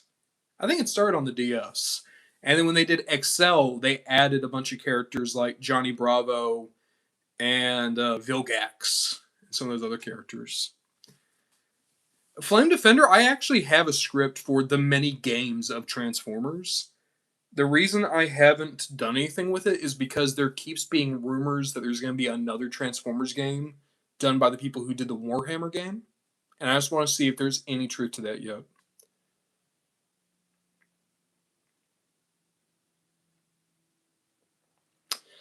I hate to say it, there's a real chance that War for Cybertron Hot Rod and Prime Hot Rod would be the same. If for no other reason than like there's not much. Like because they've shown up in so few things, there's nothing that contradicts them being the same. By the way, I don't know if you've noticed this. I'm trying to give Deidre Miro all the time possible for me to just drop. I'm trying to give her all the time that she could possibly have. But amazingly, I think Akuma won this round. Shocking. Upset victory right here with Akuma. Also, I want to find a better pose for him, but his back needs to be to me. Because when I think of Akuma, I always think of like him standing there over Bison. All right. It's time for another round. Now, this round, I think, could actually go Star Wars' way. Like, I'm not even joking. I think Star Wars has a chance here. So we have the $35 deluxe E Honda. By the way, deluxe figure. The normal figures are $30. They're deluxe figures that are sometimes twice the size or only $5 more. Star Wars deluxe figures are fucking $50. So E Honda, $35 versus the most recent re-release of Jango Fett. Now, I think here's the things that Jango has going for him. One, this is the newest version that has the best face sculpt and face scan. Two, the paint looks very nice. Three, I really like Jango Fett. Jango is one of my favorite Star Wars characters. To the point that when I was in second grade, I made a homemade Jango Fett costume for Halloween. So I have more of a connection to Jango Fett than E Honda. In fact, I wasn't going to get E Honda. The only reason I did get him is because I had a coupon. And I couldn't find any other Street Fighter figure there, so I used E Honda. So Jango could win this. Jango has a chance. Well, we're gonna see, right? I This is the only other time I can think of tonight where I think it really could go either way.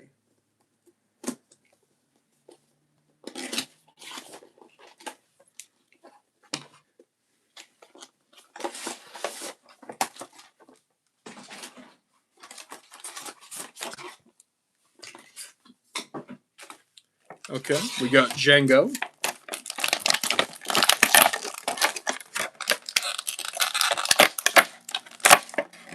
Also,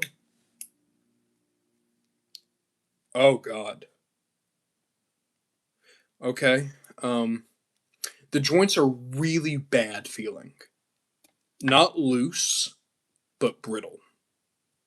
This is like the fourth or fifth time they've re-released this figure. I think he's getting a little bit of mold degradation. That said, he looks really nice. He looks really nice. That's beautiful. He does have decent ab crunch. Look at that. Good diaphragm joint.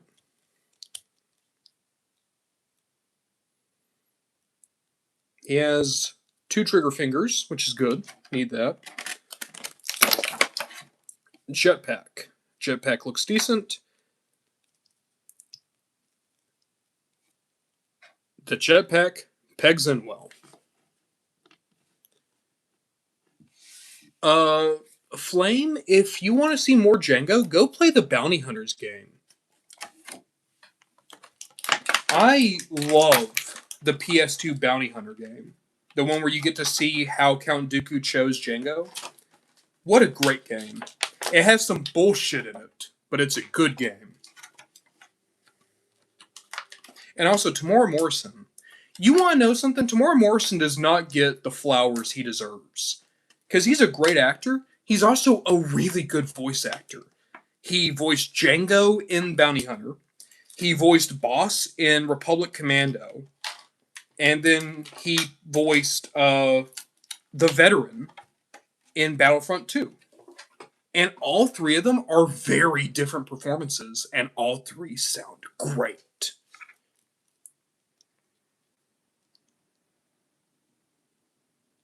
Okay. Helmet on. Helmet feels okay. Looks good.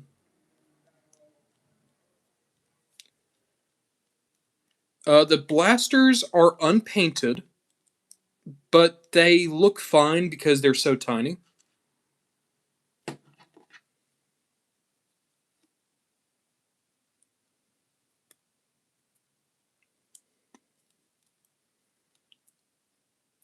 Oh god. Those are gonna fucking break. There's tubes right here on the elbow, and you literally can't use the articulation. Those are gonna snap.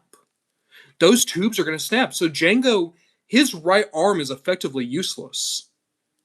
Because of how they sculpted the elbow is gonna go sharply into the tubes. That's going to snap. That's a real shame. Because even with the real bad feeling joints, I was going to say that this Jango looks so good that you can He has tubes on this one too! They feel better, but look at that. They're already getting a stress mark. Just from where I was moving the elbow. They already have a stress mark. They just came out of the fucking box. That's real bad. That's real rough. You can get Jango into a good pose, and you're going to have to just keep him in that pose. God, his knees also. You can't get the knee pads to go the direction with the foot. Okay. God, I actually thought that Jango stood a chance here. because I love Django and I love this design. I like Django as a design more than I like Boba as a design. In fact, you know what? I'm going to take a step further. I think I like Django as a character more than I like Boba as a character. And that's Legends Boba and Canon Boba. I think either one, I prefer Django.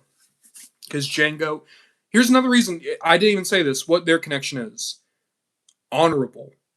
And everybody respects them.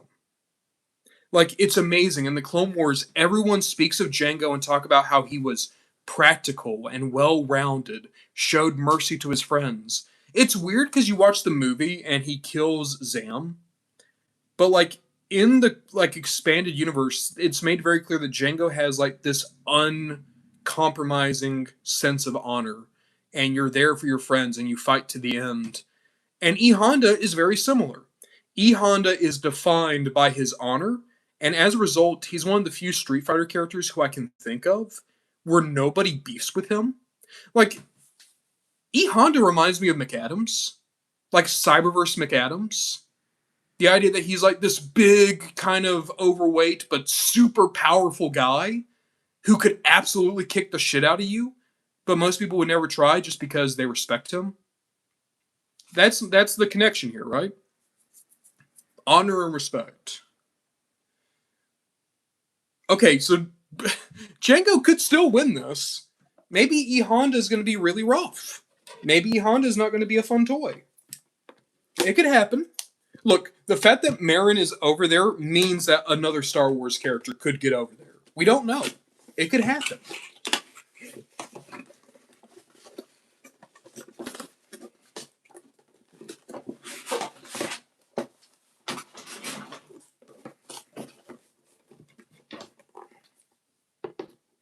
Yeah. Having to get all the tape off the thing.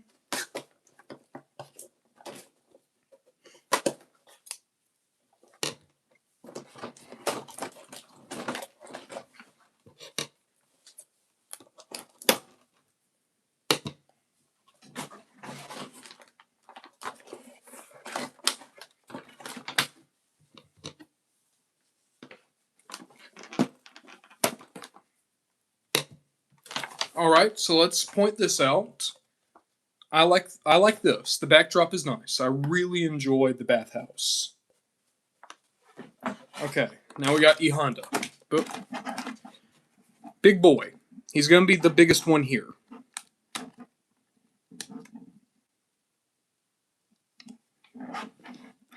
Yeah, every so often I think about letting the door stay open. But I mentioned it in that stream. The only reason I don't like keeping the door open is I'm worried if the cats come in here when I can't pay them attention, that they might have something like fall on them.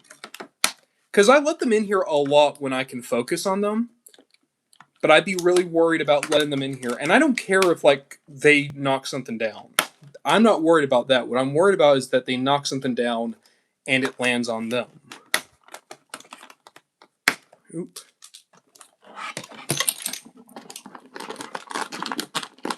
Oh, he has a double.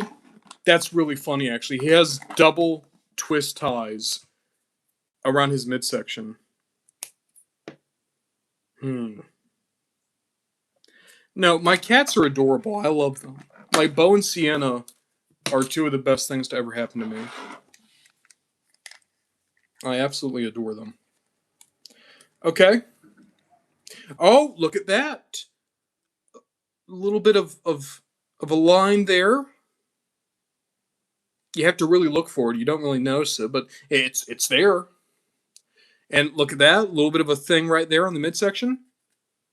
That's an imperfection. That's... Oh, Jada's really letting their standard slip. Django might win this. He's a little bit back heavy. Oh, by the way, grippers. Hell yeah. We're talking about cats, but E Honda's here to let the dogs out.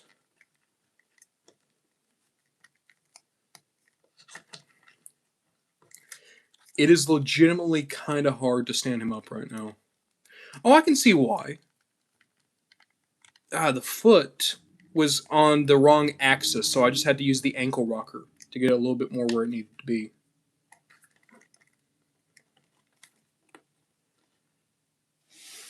Okay.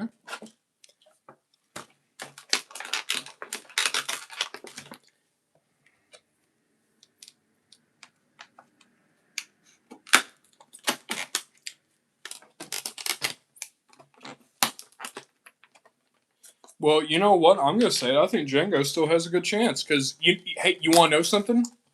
E Honda's fat. Okay, I don't have any time for fat people. Okay, I'm just like Scott Steiner. This fat son of a bitch comes in here and wants to act like he's cool. He's fat. Gotta remember that about E Honda. Even though Jesus Christ, he has abs. That's something that so I actually do enjoy watching sumo wrestling, and I have a lot of interest in learning more about it. I think a lot of people have this idea that sumo wrestlers are just flabby. They are fucking tanks. Like they are so muscly. That's not a word, but they have a lot of muscle, and it's similar to bodybuilders. It's weird. I think people, because of movies and shows, they have this idea that if you're chiseled, that means you're strong.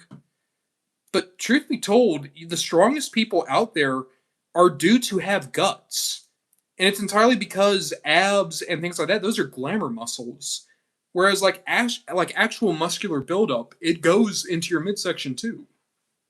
Um, like I appreciate that in Street Fighter there is a lot of body diversity. And it's not, they've never made a joke about E Honda's weight, from what I know. Not in the games at the very least.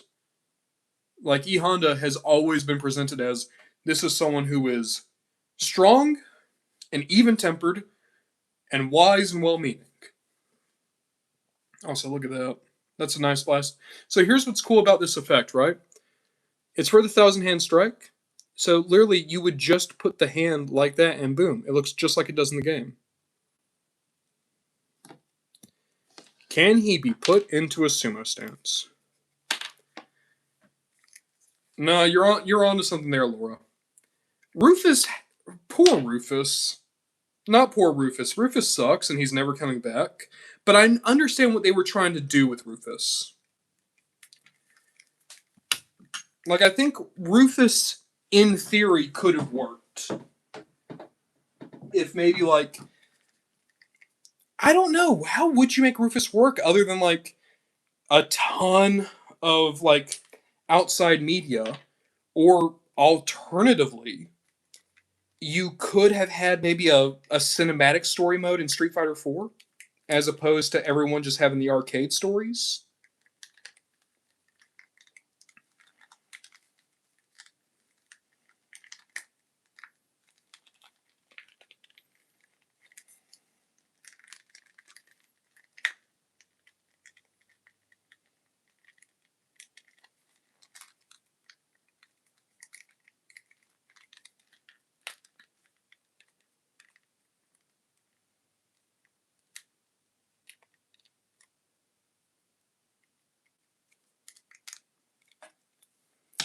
Okay. So here is my approximation of just a neutral stance.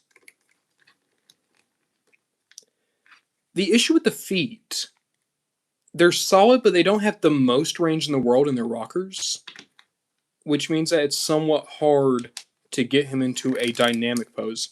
Here, I'm going to try.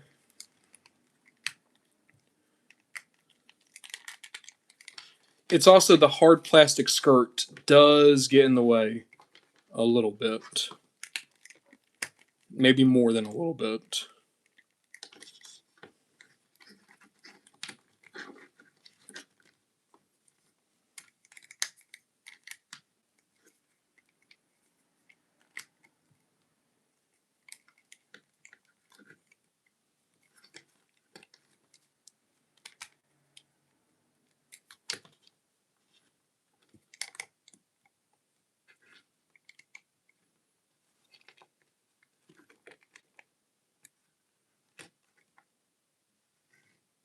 That looks decent.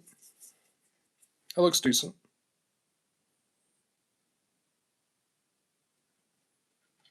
That would be cool, Scott.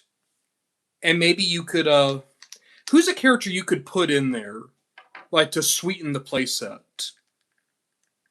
Maybe like Q, since he was in Ken's stage in Mortal Kombat and Street Fighter 2. If not Q, maybe you could like sneak in like Sakura, like someone who's important to Street Fighter but wasn't into. Dan, put Dan in there. Why not? Retcon to where that was Dan's car. Evil. Well, they've already done Evil Ryu Flame. I think he was a. He was in a like an exclusive somewhere. I think. Same thing with Violent Ken. I know they've done a Violent Ken.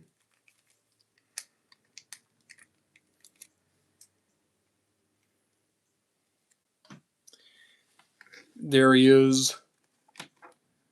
Doing the special move. Looks good. It looks good. That's a good effect.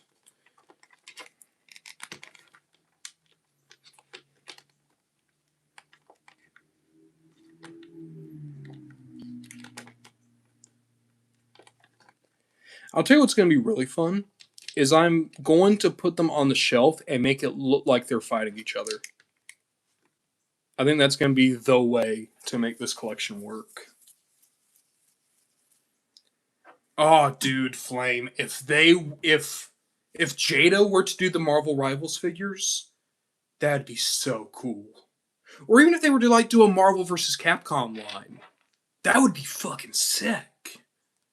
I would love to see them do like Venom and Cap. Like even if it wasn't like Marvel 3, if they just did like Marvel 1, I think that would still be cool.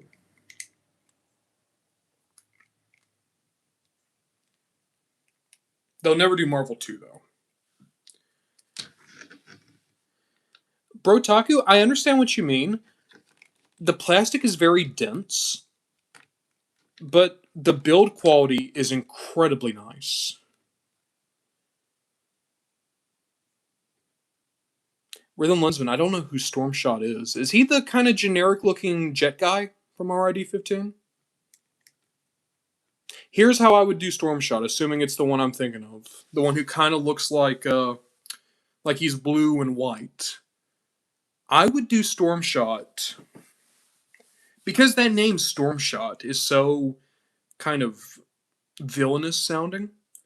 He would be part of the secret police put out by the Autobot Council. The ones that are actually like Cyclonus and the Decepticons.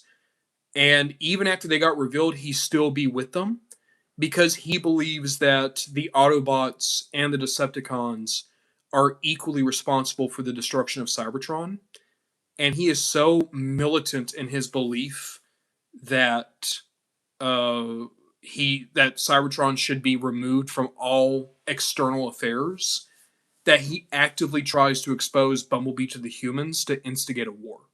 Like, essentially, he's constantly trying to start a false flag operation because of his intense xenophobia and the fact that he believes that Bumblebee, because he carries on the legacy of Optimus, that means that he's the one who would drag them back into a war. Like, if I was just spitballing, that would be my idea for Stormshot, is make a legit Autobot antagonist. Is Sentinel in RID 15? I thought RID 15 had like Cyclonus and the Decepticon disguised council.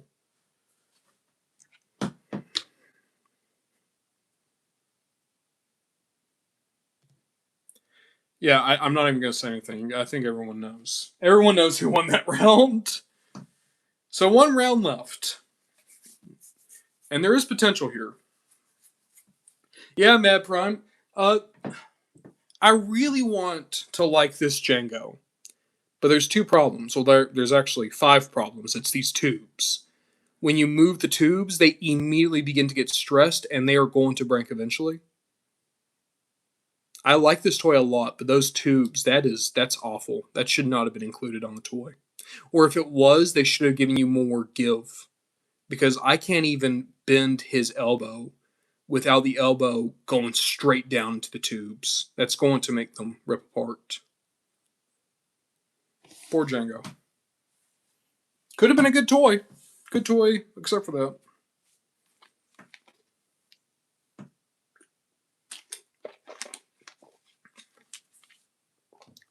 Okay. Final round. Blanca versus Ahsoka. So I think there's potential here. Because hear me out. I don't dislike Blanca. I actually love his relationship with Dan and Sakura. But even still, Blanca is my least favorite of that trio. And I think Blanca can get annoying. Ahsoka is my favorite Star Wars character. And even if this isn't my favorite design of her, it's the one I'm nostalgic for because this is the main costume she wore for the back half of the Clone Wars. So Ahsoka could win this.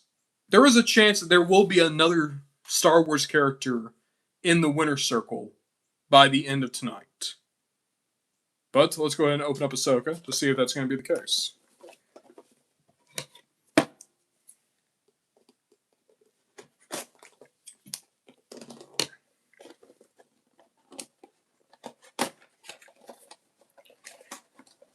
Brotaku, I like whenever Ironhide gets the Diaclone colors. I think that... What the fuck?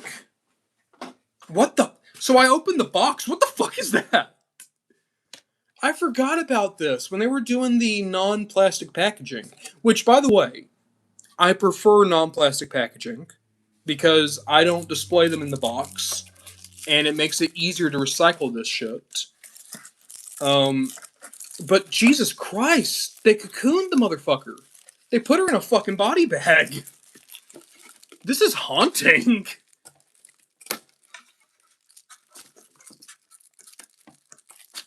Oh.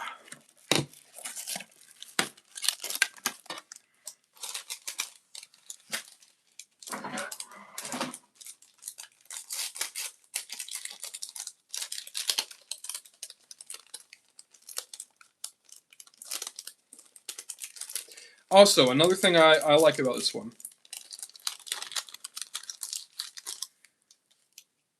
I prefer Ahsoka with the green lightsabers. I know that, like, ever since Clone Wars, she's always had white lightsabers. And that's cool. It fits with her character as a gray Jedi. I still prefer her with green. Also, so when I looked at the box, right? The reason I've never picked up this toy before now is I always thought that render looked really bad. In person, that's a way better likeness. That's really good. That's a great likeness to Ahsoka. That's way better than the other Ahsoka I got. So already, I'm very impressed. Joints feel kind of rough. Joints feel increasingly rough. Joints feel like they might break one day. Midsection, they have splits in the skirt, so she has full range of motion. That's nice. Knees feel okay. Yeah, Thomas, I know how the white lightsabers work. I understand that you're essentially saving the red kyber crystals. And I do like that because it used to be in Legends it was basically just those are artificial crystals. I like the new canon explanation where it's a crystal that a Sith user has tortured into turning red, and that if you heal them, they become white. I like that a lot more. I think that's more interesting. Also, that's cool. They gave her a force-using hand. Like, I want her to dual wield. But that's really cool that they gave her the option.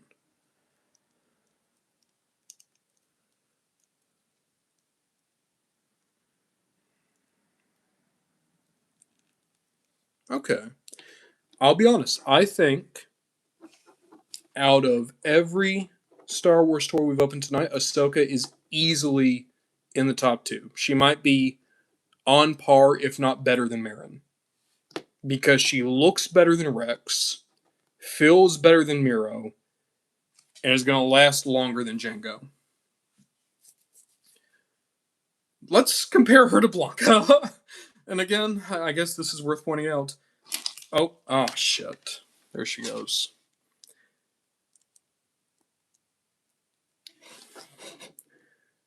$30 figure. Shit. I am trying. I am trying to big you up right now. Come on.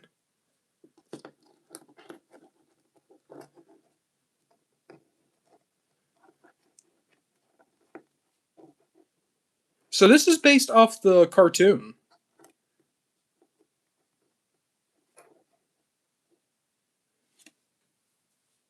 $30. $35. 35.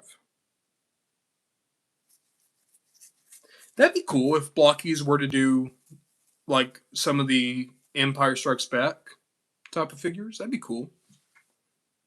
Because they did Mandalorian, right? Have they done any of the other movies? I know people sing praise about that Blockies Stormtrooper. Apparently it's just incredible. Okay, it's time to open Blanka.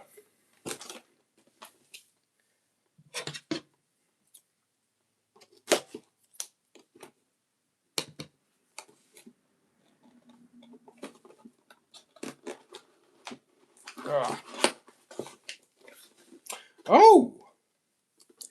So this is a first. There's extra tape. Every other one, there was only tape on the back. Blanka has tape on the sides, which implies that Jada was convinced that more people would try to steal Blanka. They're like, those Blanka fans, they're fucking animals. They're fucking degenerates. We gotta make sure that they can't just rip Blanka out in the store. I didn't know that, Mad Prime. I just don't keep up with Star Wars stuff that much.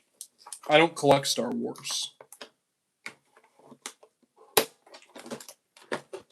There is no way. Is Jason Momoa Blanka? I refuse to believe you. There's no way that's real. Then again, fucking 50 Cent is Balrog, so. And fucking Cody Rhodes is Guile. It's all like coming back to me now. Tend to Winner, Blanka is from the Amazon. He's Brazilian, isn't he? Is he Brazilian, or did he just crash land in the Amazon? Because I know he was raised in the Amazon, but maybe he's not like natively from Brazil.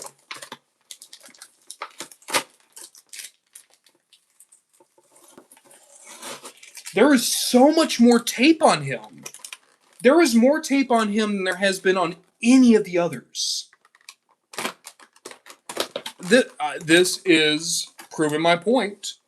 I'm convinced that Jada was convinced that more people would try to swipe Blanka.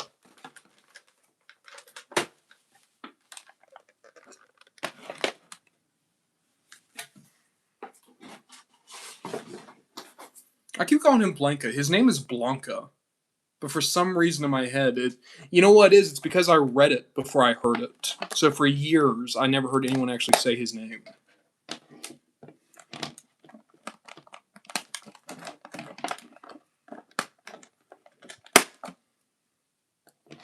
Look at this. They twist-tied, instead of taping the accessories down, they twist-tied the accessories.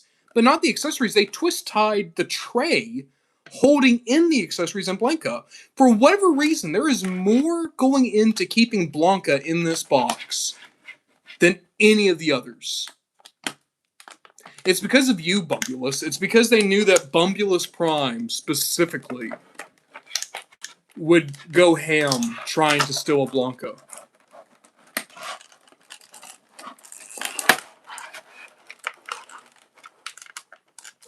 Well, you know what? I'm already going to say that's going to be a point in Ahsoka's favor. As funny as it was, I just had to get through her body bag. I didn't have to do all this.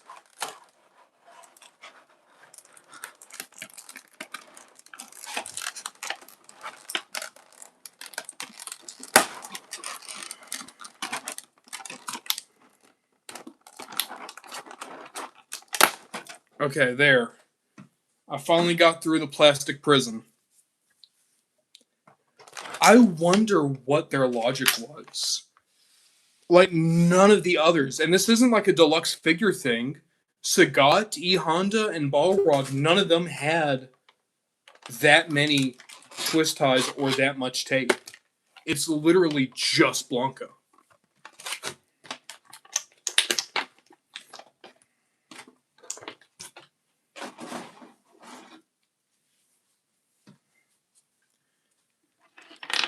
Okay, so Blanca. Oh, that's nice. Separate sculpted pieces for the shackles down here. Joints feel really good. Oh, he has a rubber diaper. That's going to be iffy. That's going to self-destruct one day.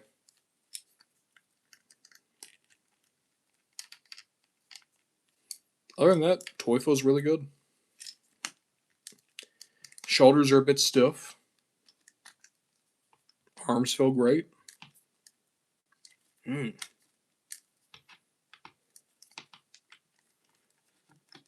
We also have this screaming face. Looks good. I'm going to switch it out to the screaming face.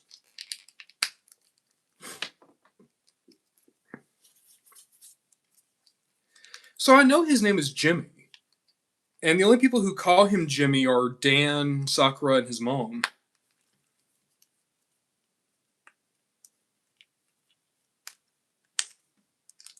To make spaghetti, you say that, but I think these Street Fighter figures look better too. Like, they play better, they feel better, but they also are going to display better because you can put them in better poses and their sculpting and painting are far more well done. I know that too. It's he ate nothing but electric eels, and that somehow made him green and electric because that's how that works.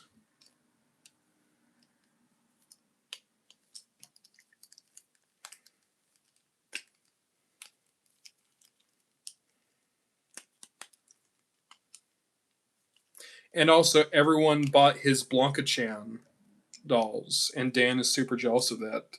He wants children to buy toys of him, and not just the dolls that Blanca puts out. Blanca.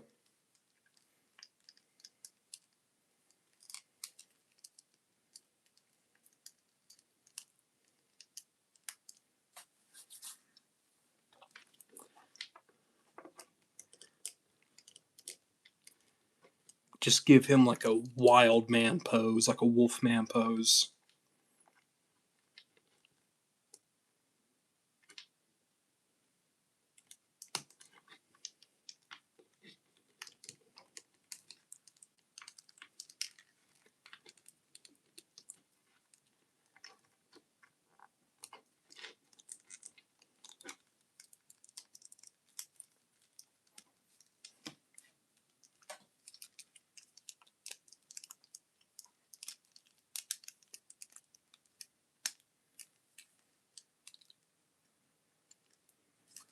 Oh, that's weird.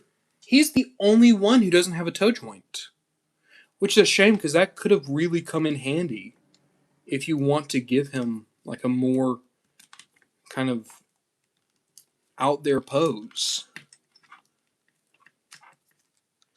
That's the thing, is his articulation's great, but it's not necessarily great for what I would want, because I would want to give him almost like a quadruped pose. Because he does go on all fours sometimes.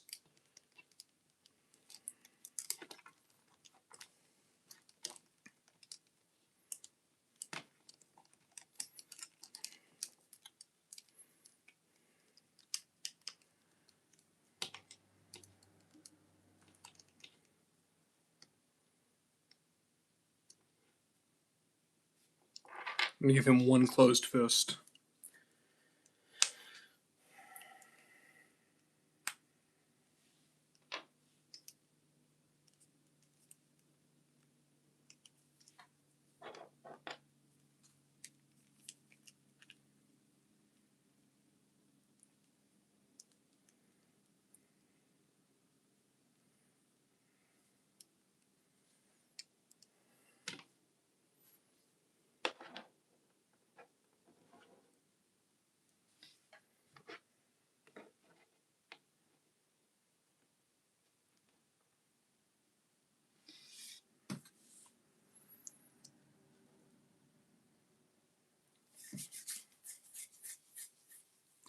So, $35, $30.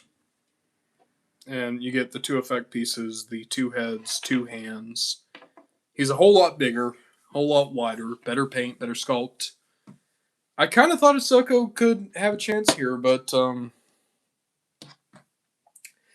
the winner circle is 5 Street Fighter characters and one Star Wars character. And I'll be honest, in retrospect, I think I was too hard on Cammy. I think Cammy is a better toy than Marin. Okay. Okay, yeah. I really thought that this was going to be a little bit more even than it wound up being. I thought that I was going to talk all this shit, but Hasbro was going to prove me wrong, and the Star Wars figures were going to be incredible. And that is not exactly how it happened, admittedly. Tended winner, in retrospect, it absolutely should be 6-0. I was way too kind to Marin and way too brutal to Cammy.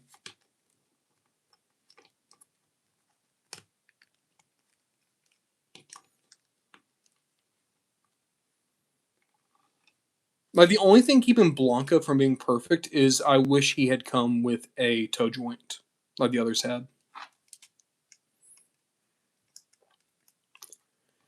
I think there's only one thing to do is I'm going to get all the Street Fighter guys in here, do a lineup with them. So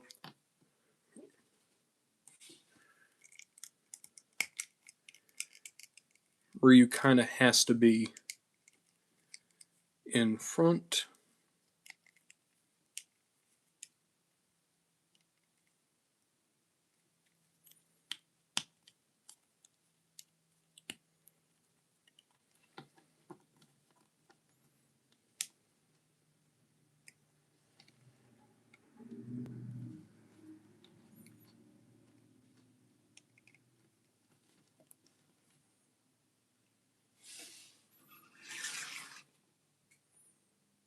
Oh yeah.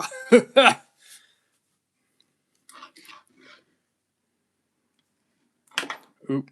Okay. Heavy Honda like right here. Put Blanca behind a Honda maybe.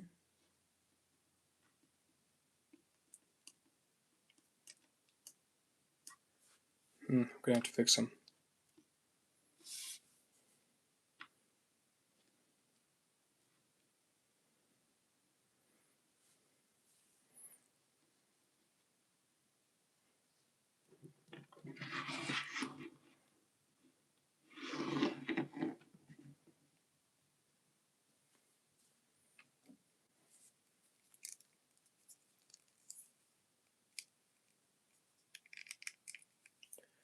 Just have Sagat glowering in the back, as he is wont to do.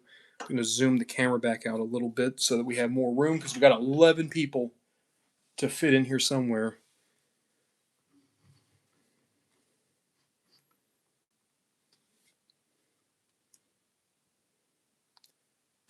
Oop. Oh, no, I almost knocked down my lamp. We'll fix the lighting in a second.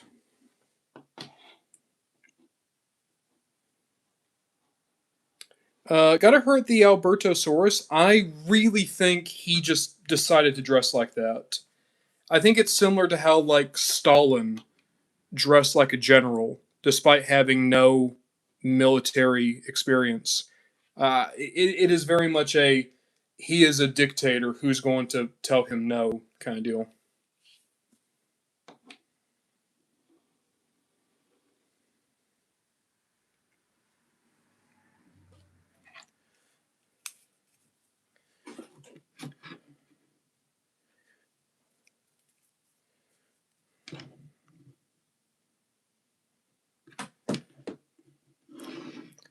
Now, if I put him too far back, we're going to lose Balrog.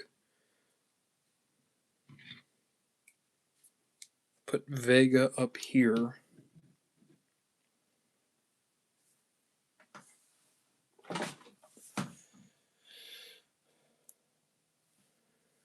Put Chun-Li right here.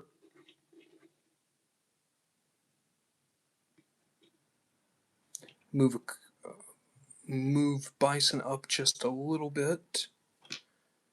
Move Vega to look like that. And that means we would just have to find a spot for Cammy.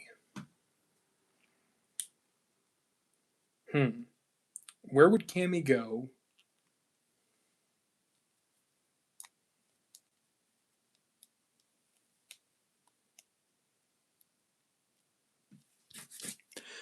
So I'm going to give her her open hands, and I'm going to essentially just put her into a fucking Iron Man pose.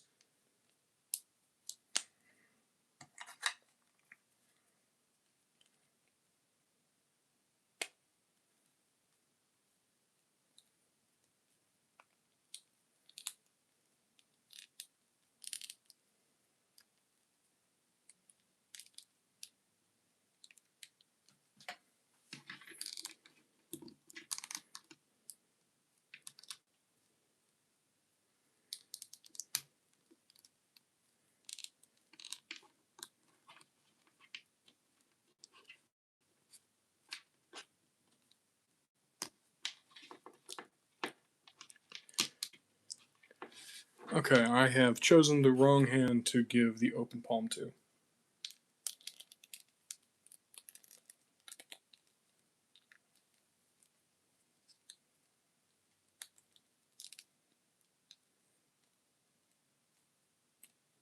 What do you mean, do not do this? What's wrong?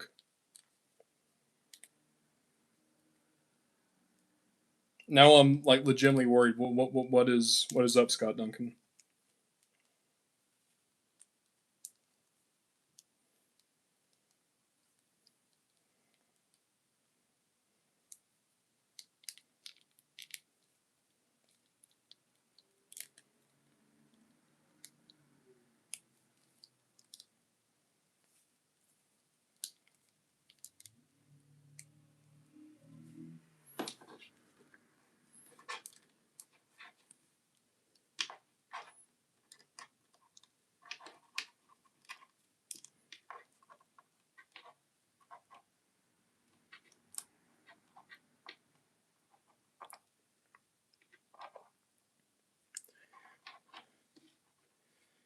That doesn't look quite right. Okay.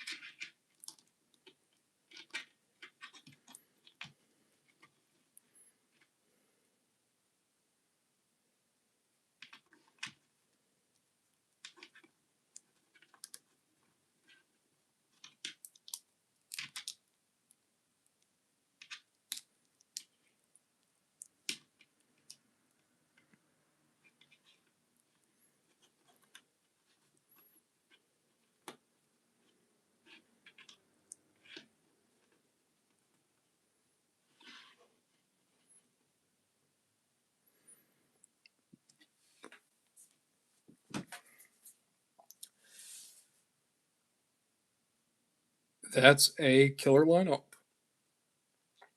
That is honestly one of the best lineup of toys I've seen in a long, long, long time. Hey, Clockwork Gears, how's it going? Um, like literally, this looks so good. I'm considering getting DJ. It that's the problem is that these toys look and feel so fucking good. They look and feel amazing. And I who else would I even need to get a complete lineup? Let me check the box real quick.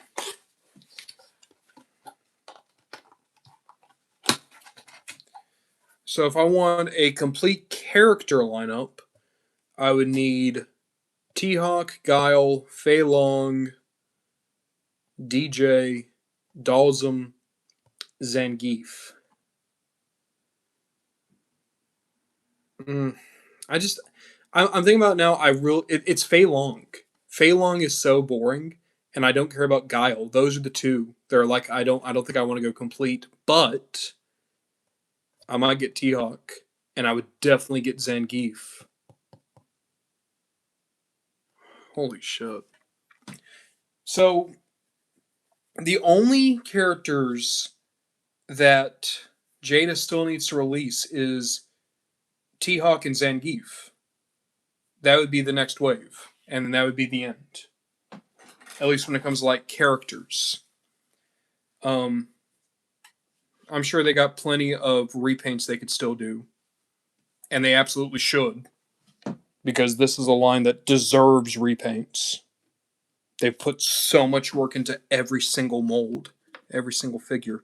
Like the weakest figure here is Cammy, and Cammy is still an amazing toy for $30. I guess I have to rank them now. I don't have to, but I would like to. So ranking them,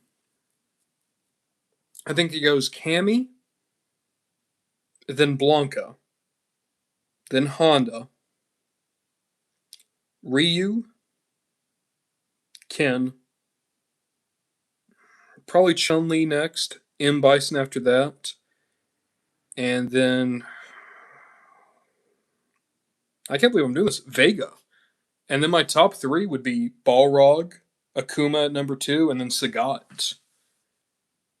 Like, if you only get one of these, get Sagat. If you can get two of these, get Sagat and Ryu, or Sagat and Ken. And you will be able to put together an amazing shelf. But that's the other thing, is like there's so many duos that you can already do. Like, you can get Chun-Li and Vega. They have history. You could do M. Bison and Ryu. You could do Sagat and Ryu. You could do Ken and M. Bison. You could do Ken and Balrog. Clockwork Gears, I'm going to tell you right now, action figures are not a good investment. They're a good investment right now, but that bubble's going to burst. Action figures are a great investment as long as someone wants to buy.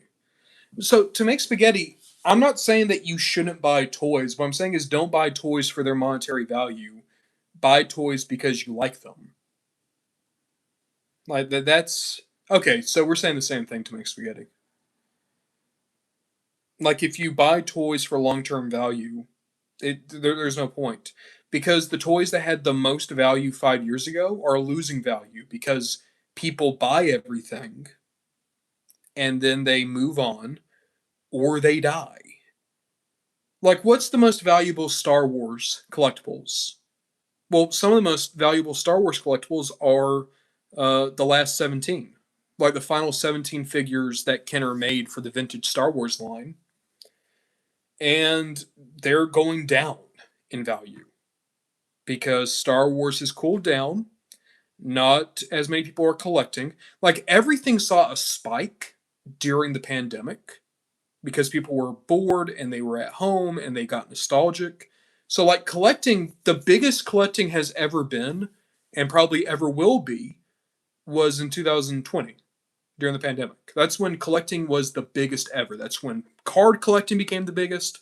Like, Magic and Pokemon went up, up, up. Star Wars went up, up, up. Transformers went up, up, up. G.I. Joe went up, up, up. Wrestling went up, up, up. Everything went up, up, up. But then it cooled down, and now it's going down, down, down. There are some toys that are going to retain value, but those are going to be oddballs, and their value is going to go down if anyone makes a new one.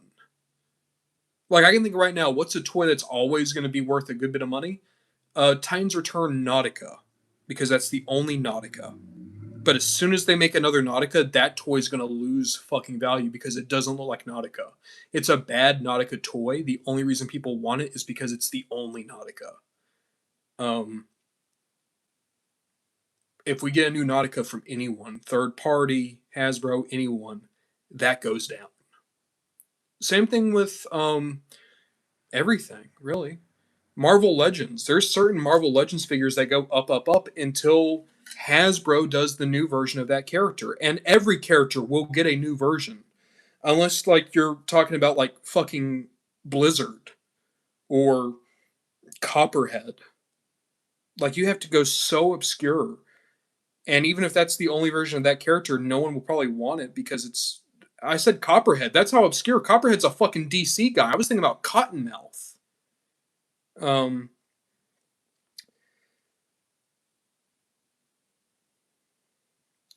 I have not done a many toys of on Sure Shot. He's on my list. Um, how many toys has Sure Shot even had? He's had the G1 and he's had Age of the Primes. Did he have anything else? Like, was Sure Shot even used as a name dump at any point?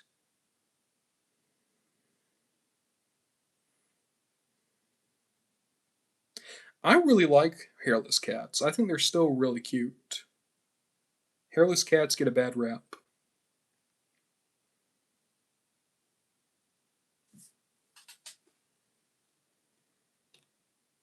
I'm gonna feel bad taking them off my desk. I really like how they look together, like this.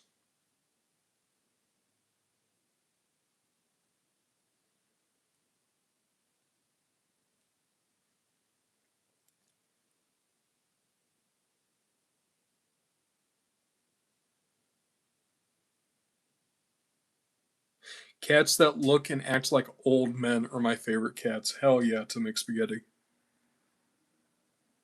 Words to live by, if ever there have been some.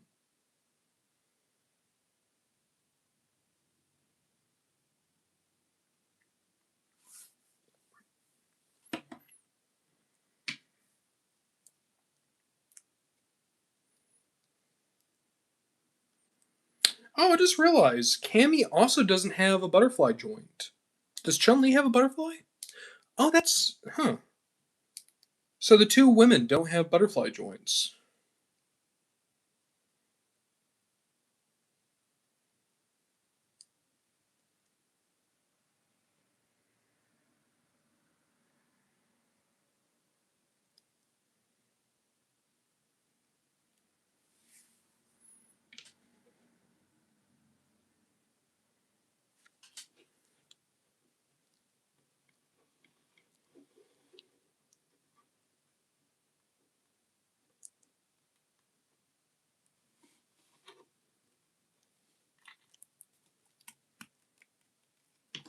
Hmm.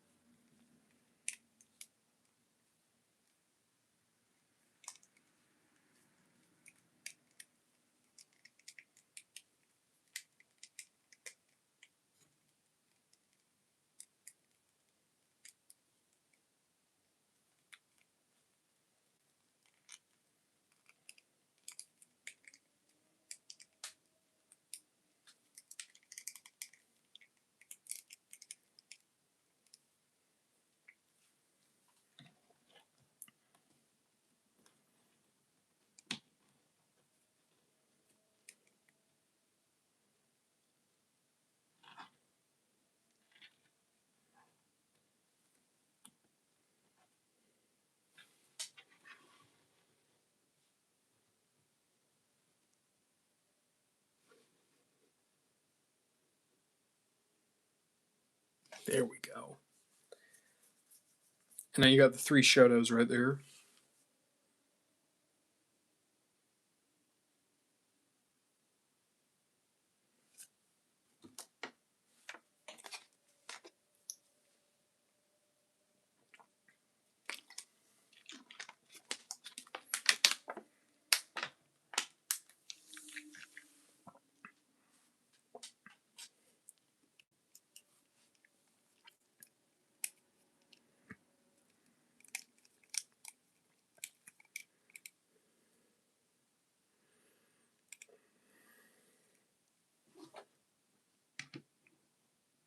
We've officially entered that part where I just start fiddling with the toys. I'm sorry, guys. There we go.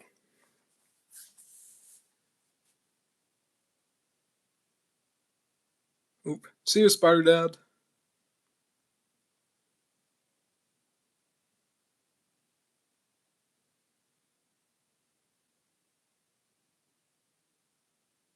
Yeah. No, I'm sorry, guys. I'm sorry that I keep going quiet.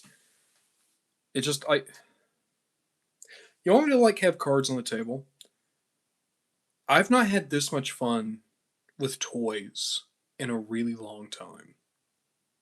Like I'm selling off so much of my collection because they don't bring me joy anymore. And even like the Beast Wars stuff, it's like I love it and I appreciate it. But Beast Wars isn't the type of thing where I can like pull down those figures and play with them because so many of them are fragile and I feel like because they're older I have to like take care of them. But these guys, they're modern and they're solid and they're new and I could go to the store and replace one if something went disastrously wrong. And I didn't have to break the bank. Like these were $30 a pop, so how many do I have here? I have 11. 330. 330 and I have 11 amazing toys. And 330, that's a lot. That is a lot. And I'm not trying to be like, "Oh man, 330, that's nothing." No, 330 is a lot of money. But it's $330 and I got 11 figures. Like that's a lot of toy, too. Like everything about this, they're so well priced, so well put together. I got them right when I was getting back into Street Fighter and like literally before the stream I was downstairs playing more of Ultra Street Fighter 4 cuz I'm trying to like build up my skill in it again. I was literally playing Sagat. I had so much fun on the stream last time that for the last couple days when I had some free time, I was just trying to like train to play Sagat again. And it's like this isn't a complete lineup, but if I wanted a complete lineup, I'm missing one, two, three, four, five. I'm missing five characters. So, if I was willing to drop $150, that is a complete cast. And everyone is so well done, so perfectly executed. And it's like I really don't think I'm going to get the full cast just because I don't like Guile as a character and I don't like Guile as a design and I have no interest in getting a Guile. And I don't want Fei Long because he's boring. And I don't necessarily need DJ because I also think he's boring. But Zangief and T-Hawk are looking better and better. um, so I might get Zangief and T-Hawk.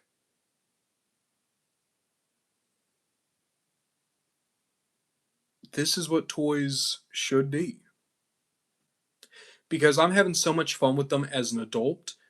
If you were to give these to a kid, I think a kid would adore them because they're good and solid. There's nothing here that would break except for maybe pegs for the hands. But okay, how do you fix that? Don't give the kid the alternate hands or the head. Or you make sure you tell them no, it's going to be fragile, so don't switch out the hands too much. Like you could do so much with this toy line, and I think they have done a lot with this toy line. It seems like it's doing really well. A lot of these figures sell out, and yet the distribution's been so well done. I was able to go to stores and get all these guys real easily. The only one here that I only found once was Akuma. Everyone else I saw at multiple stores and would have had multiple chances to get them. And most of them are on the Big Bad Toy Store and Amazon and I assume other websites.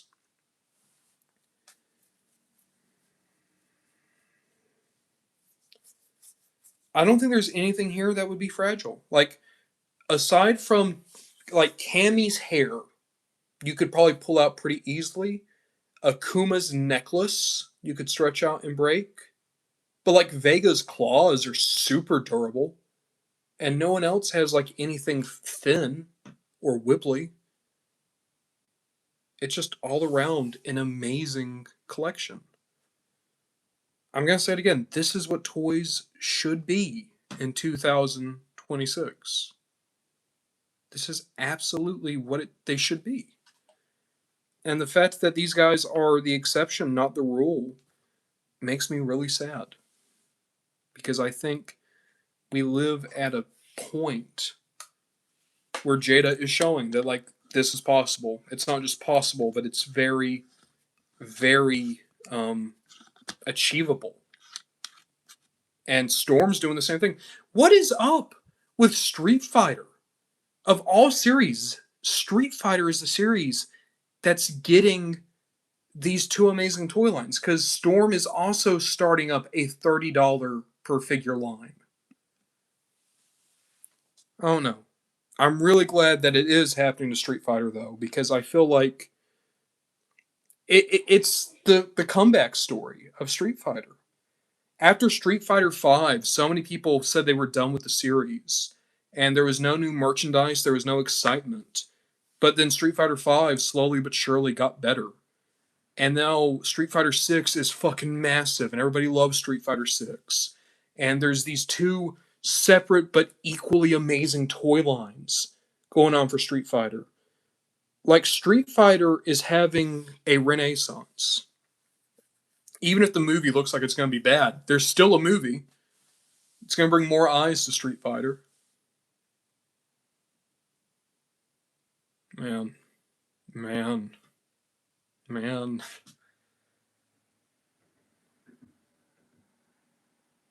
It's good. It's great. I love it. It's going to sound dumb, but literally just this. Having Akuma's back to us Ryu looking forward. That alone, to me, is worth it. How good those figures look. And that tells the story, I think. That conveys what their dynamic is. Admittedly, increasingly, Sagat feels a little bit weird just standing back there. Here's what I'm going to do.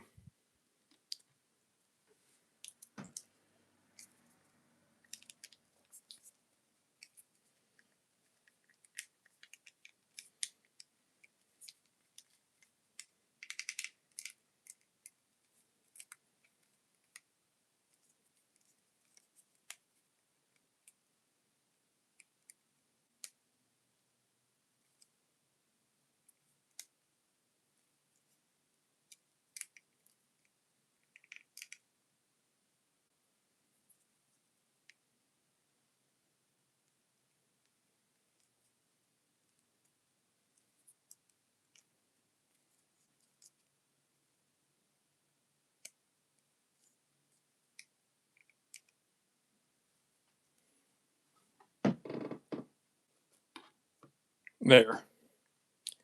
Because I was going to cross his arms, but then you wouldn't be able to see the scar that well.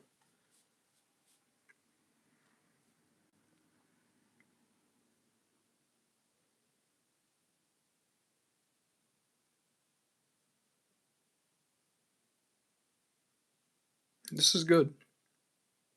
This is good. This is what we need more of. In toys, in general. It's. I really hope Jada is making a lot of money off this Street Fighter line. Because obviously I want to be selfish and I want it to do well, but also I want Jada to actually be able to reap the reward that they're so rightly due. Like the work that their designers put into these figures is so remarkable. And I hope that Jada has made a shit ton of money off it because they deserve it. And in a just world, the effort and passion you put into something would translate into your success. That's not how it works usually, but I hope it works like that this time. Like Mattel, Hasbro, Jax, these companies are massive. These companies have millions of employees. These companies have so much money. They have so much disdain for their employees. Like, I know that sounds weird, but like every fucking year, headline, hundreds, if not thousands of people let go from their jobs at Hasbro. And the clockwork just keeps ticking. People keep buying the toys. I feel really gross doing the many toys of sometimes. Because I have to stop and wonder to myself, am I glorifying a company that I think morally is reprehensible? Because it's hard for me to do a news video and talk about how John Warden got fucked over while his wife desperately needed medical attention, and then go straight into, and here's the new Age the Prime Sideways. It feels like it buying this toy, buying these toys. Corporations are corporations. Corporations are inherently wrong. Corporations inherently devalue people and churn people out. But it does feel different supporting a Capcom and supporting a Jada Toys compared to supporting Mattel or WWE or Disney or Universal or Warner Bros. Like, maybe this is a very rose tinted view of the world, but as fucked up and horrible as Japanese work culture is and has been, I don't think it's as bad as what we see from American companies. American companies where you can work for years and years and years with no money and no credit, and eventually you're shit canned and kicked out the door, and your wife is unable to afford her medical expenses after you revitalized one of their major brands. Like John Warden, people weren't angry enough about John Warden. John Warden helped save Transformers. Generations was fucking dying until John Warden came along and did the Prime Wars trilogy. Combiner Wars saved Generations. Kingdom and Siege saved Generations. And who did that? John Warden did that. And then John Warden moved from that to G.I. Joe. G.I. Joe was in the fucking ground. No toy line, no movie, no comics, no show. No one gave a fuck. And now G.I. Joe Classified is one of the biggest toy lines out there. And G.I. Joe is getting another movie. And G.I. Joe has a comic book. Who set that up? Who did that? A lot of people. But the person who sat on top of the pile was John Warden. And after he revitalized one of the tent poles of Hasbro and made them a shit ton of money, what happens when he does all that? Oh yeah, he gets shown the fucking door. They gave him a fucking tin watch painted gold and told him, don't let the door hit you on the way out. That's fucking wrong. And it's vile and disgusting. And I don't know if there's an afterlife. If there is, though, I feel like I've put a lot of fucking points against myself. Because I do feel bad. Like when I buy these toys and make my living talking about this stuff, I don't know how I feel about it.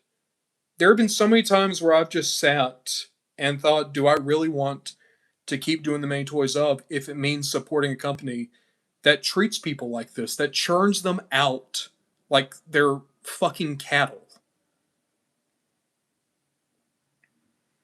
That's without getting into sweatshops. That's without getting into the people that these companies support. That's without getting into all the other extraneous and outside factors. Just the actual direct support. I just don't know. Now I'm getting dark here and I'm seeing you guys comment about it, and I know I'm ranting. I really am sorry for ranting. But I still want to say I don't think the idea of toys have to be inherently cynical or inherently a cash grab, and I don't think that toy designers have to inherently be treated like fucking animals. I think that from what I have seen, from what I have perceived, and I only know what I've seen and what I've perceived, I don't know the actual fly on the wall details about how Jada operates, but from what I've seen, I appreciate what Jada is doing. Without a doubt, Jada is the best company in terms of what they are giving the consumer.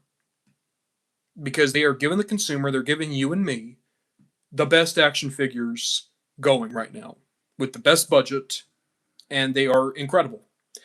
You wouldn't get these toys for $50 out of Figure Arts, and yet you're getting them for $30 at your local GameStop. And that is commendable, and that should be celebrated. And I'm amazed because everyone I knew, some of whom are big reviewers, bigger than me, they were talking about how great these figures were. But how are we not like screaming from the rooftops what these figures represent? Because they are so pro consumer. They are so for the benefit of you and me. They are so on the side of bang for your buck. Any one of these toys could be the best figure of the year for someone out there. Any one of Cammy is the weakest figure. Cammy is still a better value than anything else you can get in the toy industry right now. What can you get for $30? Can you even get a deluxe Transformer for 30 in some places now? And here's Cammy. And Cammy's the weak one. You got fucking Vega for 30, M. Bison for Vega, 30, Akuma for 30, Ryu for 30, Kenny for 30, Chun-Li for 30. Any one of these is better than any toy I've seen from Hasbro or Mattel or anyone else in years. And again, I don't know how Jada treats its toy designers, but I don't see headlines about laying off thousands of people just so that you can move the office to be closer to your fucking golfing buddies. I don't see a single headline out there about people getting shit canned when their family needs the medical care. I don't see a single story about this person who was so successful and did so many good things for our two biggest franchises. We're going to fucking send them out with no warning. I've not seen any story like that from Jada. Does that mean that those stories don't exist? No, maybe they do.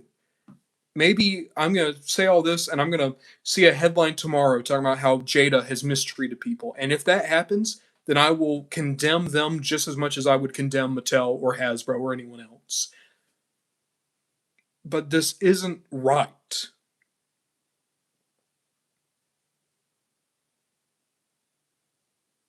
I don't know. This is a lot of stuff that I've just been needing to get off my chest for a bit. Because it bothers me. It all bothers me. It bothers me being a part of it. Because I am, in some small way, insignificant way, I am part of it. When I sing the praise of a modern Transformer, that means that I am, in my own way, supporting the shit that Hasbro does. Supporting the Pinkertons going after people, supporting people losing their health care, supporting good people losing their jobs so that they can move their headquarters, supporting worse figures for more money, supporting the use of AI in products. I am supporting that by doing a Transformers video or by doing a Star Wars video or anything else. And don't get me wrong, Capcom has done some bad shit, but you don't hear the stories of Capcom doing this the way that you hear the stories of EA or Activision, Microsoft. Like, it's weird. I do have a strange respect for Nintendo and Capcom, even though they're evil billion-dollar corporations. But like, do you remember that story when the Wii U was fucking dying? And instead of laying people off, Nintendo's entire board of directors took pay cuts And Iwata, who was the CEO of Nintendo at that time, Iwata, I think he took away 80% of his own salary because he could survive off 20%. And if he could survive off 20% and keep everyone in the company, then he was okay slashing his pay by 20%. Do you think the Nintendo Switch or Mario Odyssey or Breath of the Wild or any of these other massive, massive games would have come out if suddenly 1,000 or 2,000 Nintendo employees lost their jobs, but then the Nintendo board of directors were able to keep all their money? It wouldn't have happened. But because Iwata took that cut, and because that board of directors took that cut, and because they give some basic level of respect to their employees, seemingly, they've been able to arguably get larger than they've ever been. I could say something similar to Capcom. For all the fucking horrible stories from the PS3 era of mismanagement, it's actually kind of rare to find instances of Capcom just absolutely gutting a division or shit canning people. And that's not like, oh, the Japanese work industry is better. No, look at fucking Konami. They're just as bad as any of the American companies. There's just. When I buy Akuma, when I buy this Jada Akuma, I don't have the same reservations as if I were to buy a Studio Series Transformers 1 Megatron. I just don't. And maybe I am very naive. I'll be the first to tell you, I could be incredibly fucking naive on all of this. But, like, I want to support this toy line. I'm not saying I'm going to start buying just absolutely everything Jada. I'm not going to buy their Scooby Doo line. I'm not going to buy, their $50 Frosty figure. I'm sure it's a great figure. It looks great. But at the very least, if Jada puts out a toy that I'm interested in, I now feel a whole lot better about spending the $30 for a Jada toy than the $30 for a Hasbro or a Mattel toy. I think they have proven that they have made toys that put the buyer, the consumer, first. And that should be celebrated. It's like when you go to an amazing mom and pop restaurant. If I spent $12 at that mom and pop restaurant and the burger was incredible and the fries were awesome and the service was great and the music was nice and the entire atmosphere was great, why would I spend $12 at McDonald's? I'm going to go support that mom and pop shop. And Jada is not a mom and pop shop. But my point stands. There's something here that's good. There's something here that I can feel the passion in these toys. I can feel the ethos that went behind these toys. I don't give a shit about Mega Man, but I might go get a Jada Mega Man now. And I might get Proto Man. I might get a couple of the Mega Man characters that I do have some interest in, because Jada has shown me that they will deliver a good figure. So now I'm more interested in buying characters who I maybe am not so big on, because I feel as though the toy will be a rewarding experience by itself. And I have never felt that way about Hasbro or Mattel. I don't even feel that way about Jax. And up until this point, I've always said that Jax was the best domestic toy company. I'm seeing a few people say Blockies. Blockies is a great company. Aldi is a great company. There's great license holders within Transformers. Here, I have this right here. So, this is Aldi. They only come out in China right now. They are the best non-Transformer Transformers ever. They're some of the best Transformer toys ever. This was Ricochet. So I'm selling all these off. I have the entire first three waves, and I'm selling them not because of Aldi. Aldi made amazing toys. This is incredible. But in keeping with everything else, I just don't have much space for Transformers anymore. I'm keeping the ones that are important to me, but even toys that I think are incredible, like Aldi, I just don't need them anymore. So I'm going to sell them off. It's a thing where, like, God, I hope Aldi does a Beast Wars thing. That'd be so fucking sick. That's another video I've been thinking about, like theory crafting blockies and Aldi doing Beast Wars waves. Um, that's another thing. I was gonna bring this up at some point tonight. It feels really weird to bring it up now after my fucking long ass rant. Um, so I am gonna sell off a whole lot of Transformers. I say a whole lot. It's really not a whole lot, but it is a good chunk of what was left of my collection.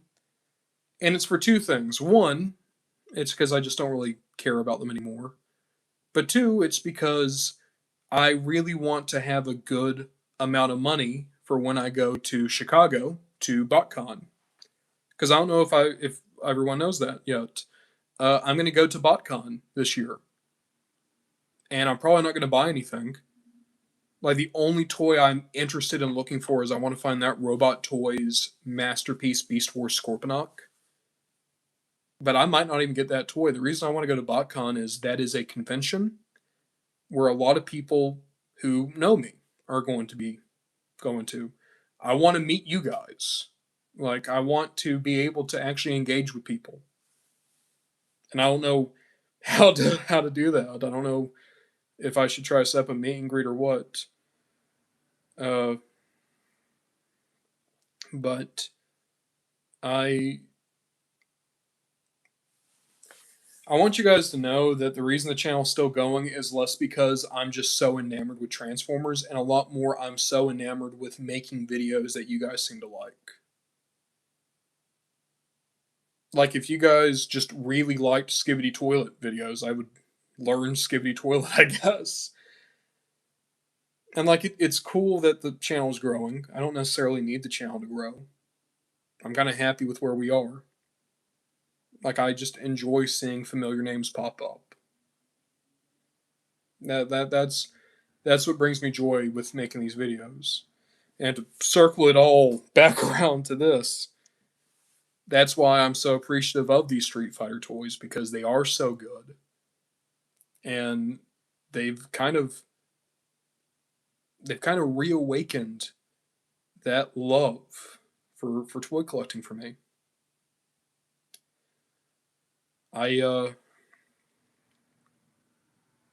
it's been a long time since I got in my car and just drove around for a few hours looking for toys. And that's a real first world kind of thing, isn't it? But it was kind of cool to go toy hunting again and be excited. Like fucking speed walking into the store, trying to find oh god, I hope they have Blanca at this place. I hope they have Sagat at this place. I hope they have Balrog at this place. That was cool. It was even cooler to open them up and that excitement not going away. There's nothing sadder than when you buy a toy and then you open up later and you realize you were excited for the sake of buying something. You weren't really excited about the toy. And that's kind of how I've been feeling with Transformers for a long time. That's kind of how I feel about these Star Wars guys, if we're being honest. Why do I have these Star Wars guys? Well, it's because I have other Star Wars guys, and they'll look good with the Star Wars guys I still got. That's the pattern. That's what you fall into.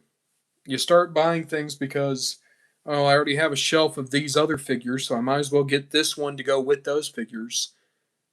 But that's not how these Street Fighter toys are. That's not how this feels. This just feels fucking good. It feels really fucking good. It feels good to play with them. It feels good to pose them. It feels good to display them. All the free time I've had recently, when I come in here to record a video or to edit stuff, I'm pulling one of these toys down and I'm just playing with them. I've not done that in years. The last time I did that was Legacy United Gears. Just transforming that mold back and forth.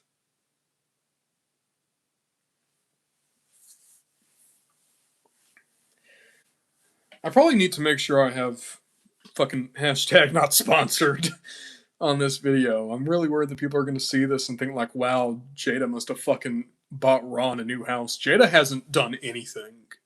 This is a not sponsored video. I bought all these with my own money. I bought them of my own accord. I bought them because I found Sagat at a GameStop. Like, this all started just because, I just happened to find Sagat. And I was like, okay, well, fuck, I'll buy Sagat.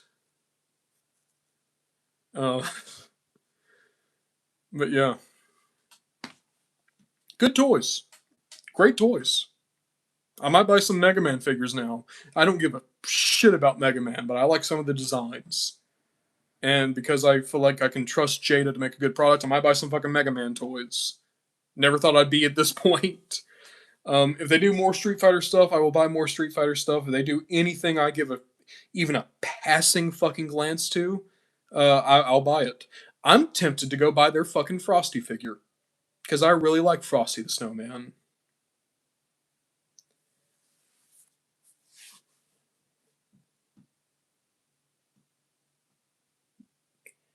I'm definitely gonna do a mini toys up for these guys.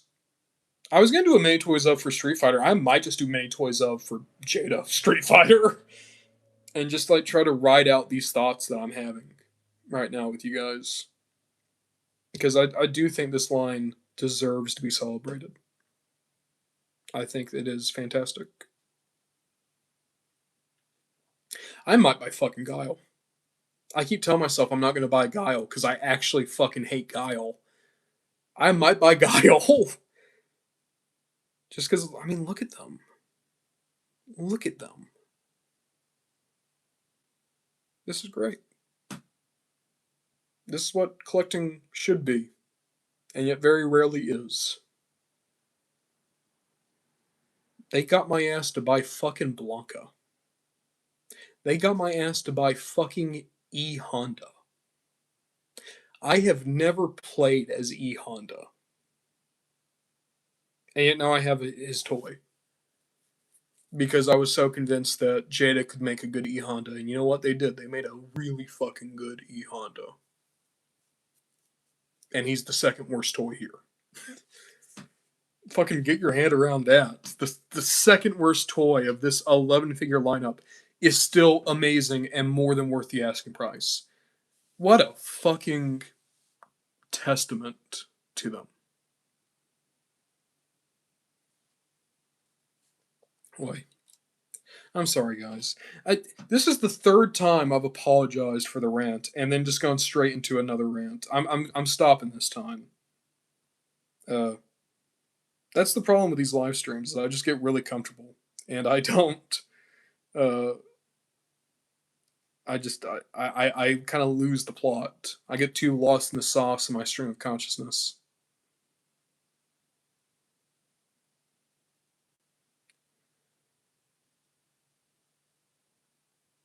I saw someone ask, why do I dislike Guile?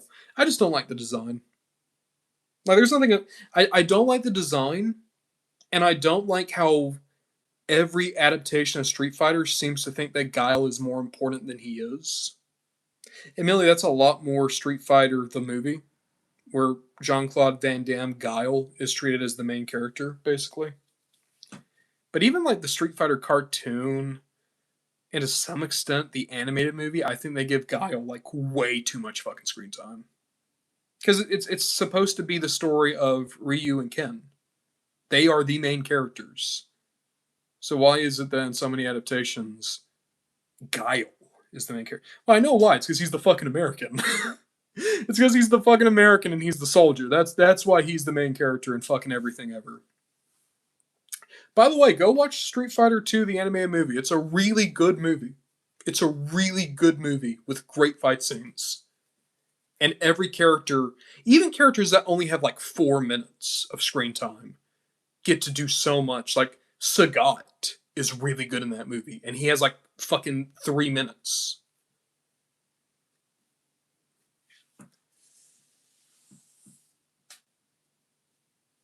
Ah, Shin, you might be onto something.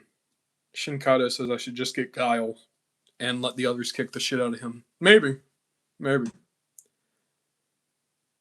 damn it. Am I going to buy this entire line? Am I gonna buy this fucking entire line?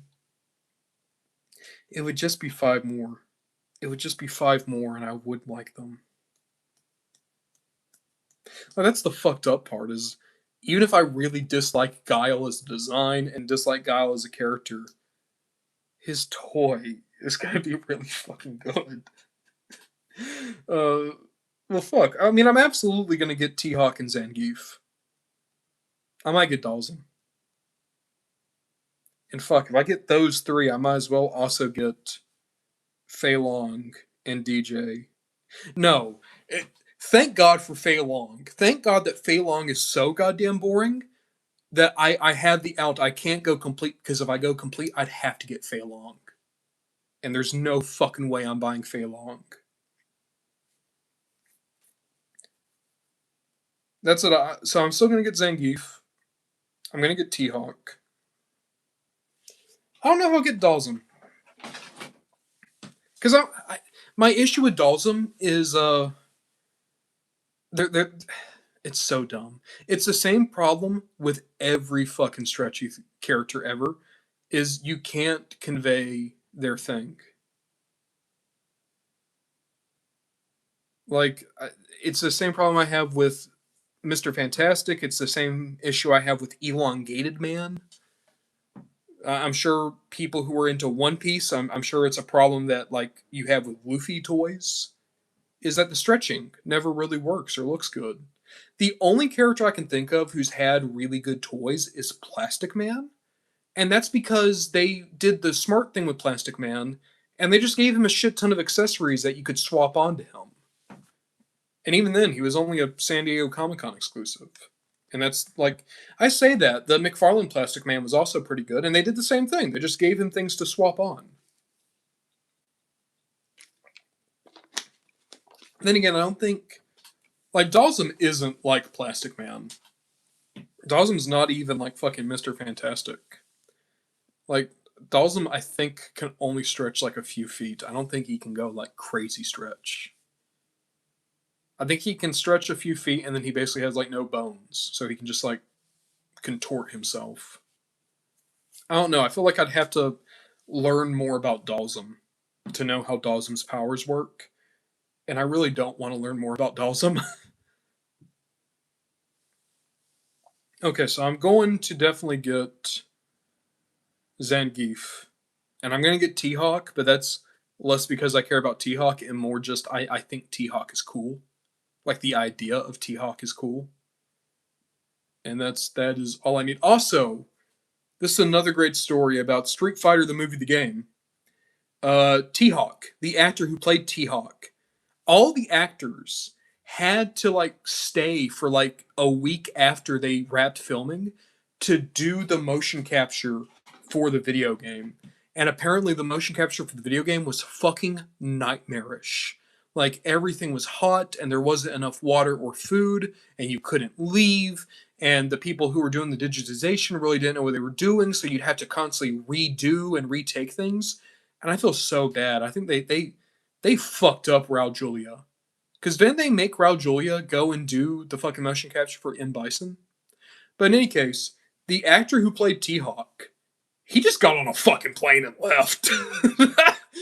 Like, he didn't give a fuck what the contract said. He basically said, "What are you gonna do? Fucking fire me? The movie's done, bitch."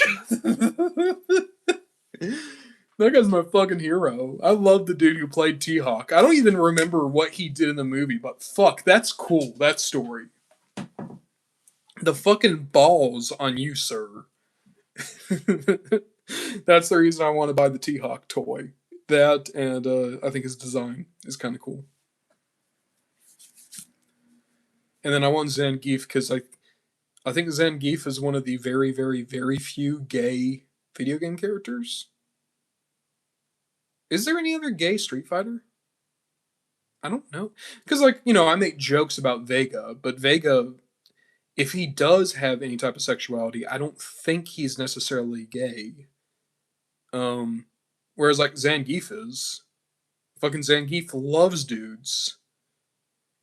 Ooh, Primal Rage would be kind of cool. Real talk, Killer Instinct. Jada could do some fucking cool Killer Instinct toys. The issue is, I don't know if I'd want them to do classic Killer Instinct or modern Killer Instinct. Because I think classic Killer Instinct is more their style, but fuck me, modern uh, Killer Instinct is great. Okay, so Marissa is Pan, and I saw someone said that apparently there's hints that Cammy might be a lesbian. Okay, so there we go for our Street Fighter Pride Fighter. Wait a minute, Pride Fighter. That was like one of the first MMA companies, wasn't it? Fucking Pride Fighter. No, it wasn't called Pride Fighter. I think it was called Pride though. That's what Ken Shamrock got big in. Him and Dan Severn were into Pride and Pancrase. What a weird fucking time. Like that 90s before UFC got big and MMA was treated like a fucking, well, I mean, it was treated like a horrible blood sport because it is a horrible blood sport, but that's neither here nor there. um but yeah.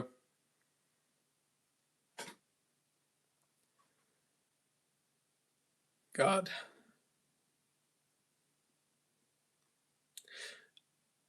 I could buy that Ken is an ally. I don't think Ken is gay, but I think Ken would be like, if he found out that like a guy had a crush on him, Ken would be so into that.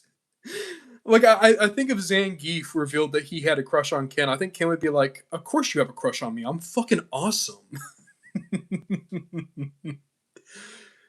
Here's my okay. Here's the real question: who in Street Fighter has hateful opinions, and why is it Blanca?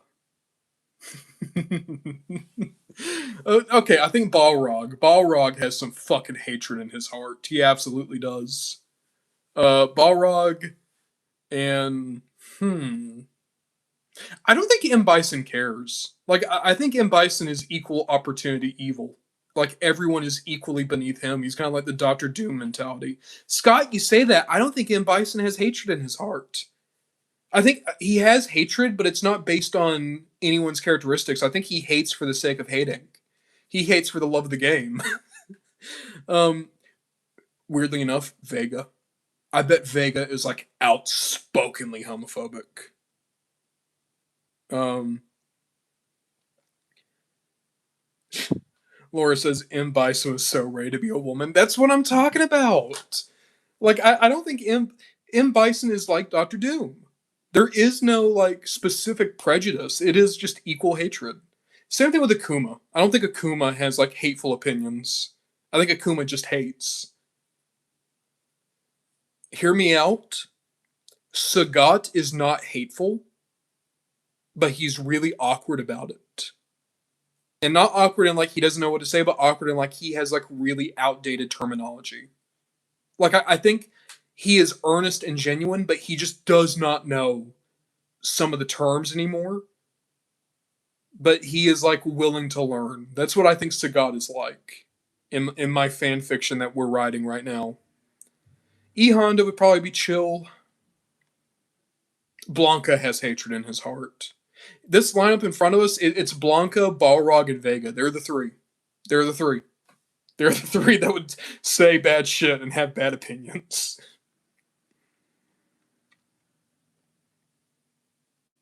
I feel like Cammy starts off that way, but then as Cammy like discovers themselves, they realize that it was kind of like a projection. It was internalized.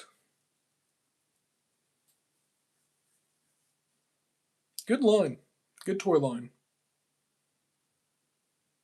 That should be the next Cybertronian ranking. Which Cybertronian is a fucking racist? And it should star the rescue bots. It should be like the most child-friendly one.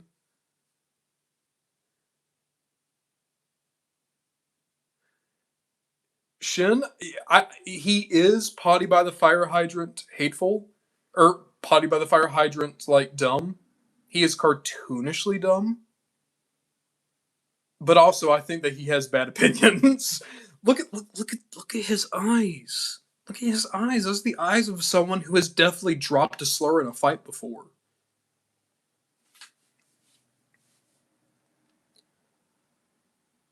What would be the best series to do the ranking of like who has the most hateful opinions? Because I think it's Rescue Bots, and then like throw Rescue Bots Academy in there. Because I was gonna joke like, oh, it should be animated, and then I realized, oh, wait a minute, the Autobots did a fucking apartheid. That's too real. That's too real. You gotta do Rescue Bots. It's the only one that's like child friendly enough. And you can't do G1 because G1 has actual racist shit in it. And you can't do Beast Wars because fuck you, I'm not doing that with Beast Wars. Actually, no, let's do it right now. Who on Beast Wars has hateful opinions? Rat Trap doesn't have hateful opinions, but he would absolutely drop a slur. I think Rat Trap's the type of guy where like because you're his buddy, he's gonna do it to get a rise out of you, but he wouldn't just do that to be hateful. Because Rat Trap is fucking awful. That's the thing, right? Like, because I don't think he has hateful opinions, but I think he would say something hateful just to get a fucking reaction out of you. Fucking edgelord Rat Trap. Who else? Who else? Megatron. Here's the thing: Megatron is fabulous, and Megatron. That's what I'm talking about. I think Beast Megatron says it for the love of the game. He would give you makeup tips and then drop the slur.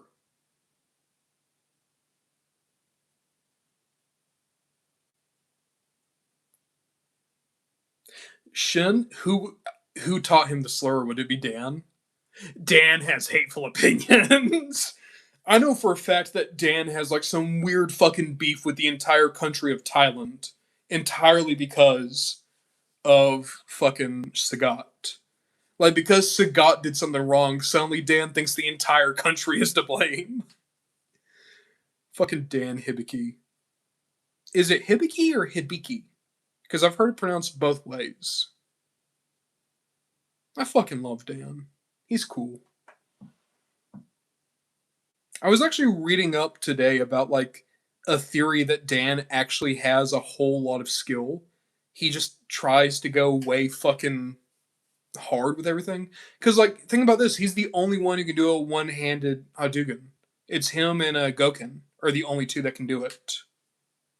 And there's also the fact that like Dan is the when you see evil Ryu in Street Fighter Five, I forget what his name is. Is it Kage? It's Kage. Kage's fighting style looks like a cleaner version of Dan's fighting style, and we know from the comics that Dan can do the Sejuei no Hado. Like he can do the Raging Demon, and he was seemingly able to do it a lot earlier than Ryu could, which means that like maybe Dan has a closer connection to the fucking Raging Demon than Ryu does. I fucking love the idea that Dan could be better than Ryu if he only ever got training. Like the idea that he has like infinite potential, but because he refuses to get training, he just will never be on that level. Because it's kind of like Ken. Ken has way more natural ability than Ryu, but he doesn't train as hard, which is why Ryu is able to completely overshadow him eventually. Dan is that to like a more extreme level, with the difference being Ken doesn't train because he doesn't want to. Dan doesn't train because nobody will teach him. Because Goken saw he had too much darkness in his heart, and after that he became such a joke that no one wanted him as a pupil, and now he runs his own fucking school, which is horrifying. I mean, he runs a school. The only people he's teaching are Blanca and Sakura, and seemingly both of them are aware that they should not listen to Dan.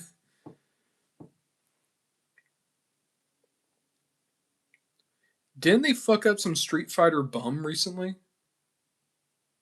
What do you mean? I know that like in the Udon comics, Dan beat like an entire fucking squad of mercenaries by himself with his bare hands. That's the other cool thing is like Dan's a lot like Yamcha, where it's like if you get him away from the main cast, he is a fucking very dangerous man. He only looks pathetic in comparison to the literal most dangerous people on the planet. Dan's good. Dan is like probably my favorite joke character. Is there a Jada Rose? There is not. Um, Jada is only doing Street Fighter 2 right now. I'm really hoping that when they're done with 2, they'll go to 3. Because I would, oh my god, if they did Makoto, if Jada did Makoto, that'd be so fucking good. Gil. Jada doing Gil would blow my fucking mind. I know I say nobody likes Gil. People don't like Gil as much as they like Seth or M. Bison, but Gil is really fucking cool.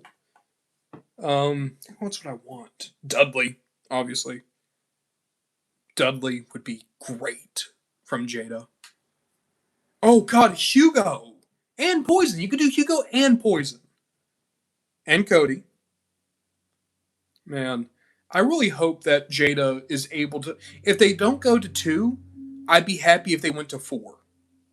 Because you would still do all those characters eventually anyway. You could do Makoto, you could do Dudley. Was Gil in 4? Yeah, Gil was in 4. I literally just saw him today. Seth came from 4. I don't know. I'm hoping that like when Jada finishes the cast of Street Fighter 2, that's not the end. I really hope they're able to move forward to 3 or 4.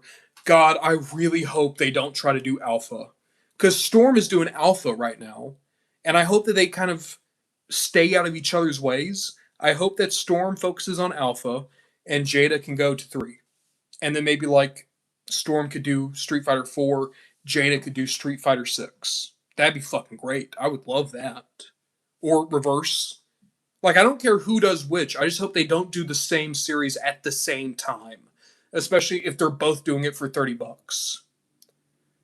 Because, Scott, the issue is if you do the same cast at the same time, you're going to be directly competing with each other. And if you're both 30, you're just going to be cannibalizing each other. Whereas if Jada were to go to 3 and Storm were to stay with Alpha, there's a bunch of characters that are only in Alpha that only Storm would do. And there's a bunch of characters that are only in 3 that only Jada would do. So you would actually get more cells because there's going to be a lot of people who are dedicated Storm collectors who would buy Jada stuff. And a lot of people who are dedicated Jada collectors who would buy Storm stuff. Oh, a movie line? I'll be honest, I would not buy, even if it was Jada, I wouldn't buy some of the fucking designs that we're seeing out of that movie right now. Everyone looks really fucking bad.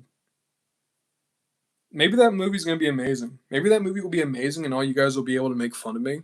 That's what I hope. Whenever I get cynical, I hope that I'm proven wrong. I hope that I am super fucking wrong. That's always what I hope happens. But very rarely does it happen. I'm usually very right when I get super cynical, and that fucking sucks. Because I don't enjoy being right when I'm being a fucking cynical prick. I really don't. I really don't fucking like saying I told you so. I would love to be proven wrong, and a few times I have been proven wrong, and those are the fucking best times ever. That's what I'm talking about, Scott Duncan, is you see so many of the costumes in the Street Fighter movie. I've seen cosplays that are way better, and that's not a knock against cosplayers. Um, the way I keep describing it is it looks like a joke movie trailer that Smosh put together back in 2012. That's how it feels to me. Final Fight would be so cool for Jada. Oh my god, and then that's how you could do.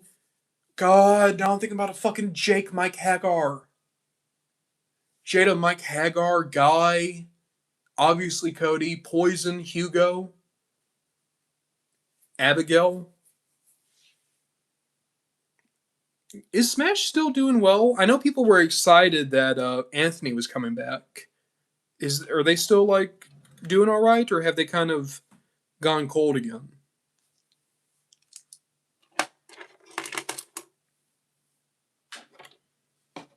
Oh, bro. Okay, that's not good. Okay, what are you about to tell me, Dells? What forbidden knowledge are you about to bestow upon me? They are peaking. Oh, okay. Smosh is good again. Sick.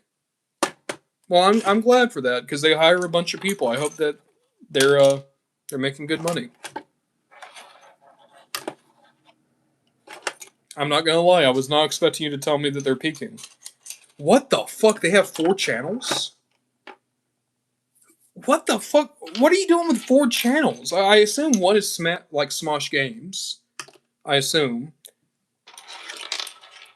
Shane, I remember Shane.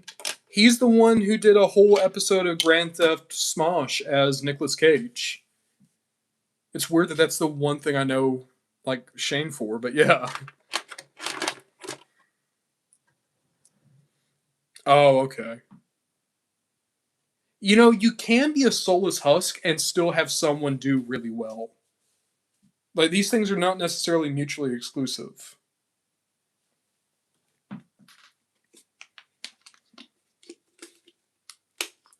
They own Smoshigan. Yeah, didn't they? Wait a minute, I see what's happening here. They did become a horrible shell of themselves, but then they rebought themselves. That's when Anthony came back.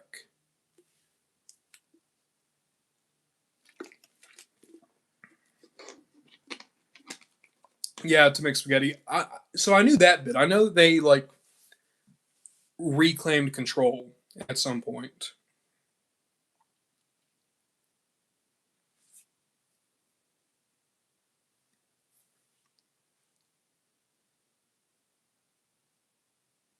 What does Street Fighter draw? I don't know what that is, Scott.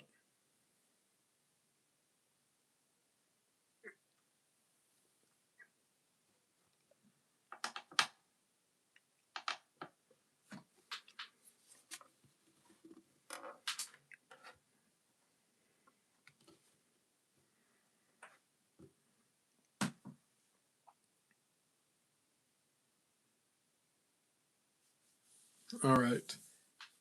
Ron, I also picked up Heavy Iron from Metal Cardbot. I've still not messed with any Metal Cardbot. Everyone tells me it's great. It looks really good. Um, I just I'm doing my best to not buy toys just if they look cool. Like I want to have some connection to them. Like that's why I got these guys because I like Street Fighter. That's what everyone tells me. Is like it feels like Cybertron reborn, like good Unicron trilogy engineering. It looks sick. I just haven't engaged with it. All right. So guys, I just realized that we've been going for 200 minutes. That's 3 hours 20 minutes. um, Scott, I don't know when the Street Fighter movie's coming out. Isn't it like October, November? When does the He-Man movie come out? Is that August? It has to come out more soon than fucking Street Fighter, right? I don't know. Next month. He-Man comes out next month. Okay. So June. Yeah, June's a good month for He-Man.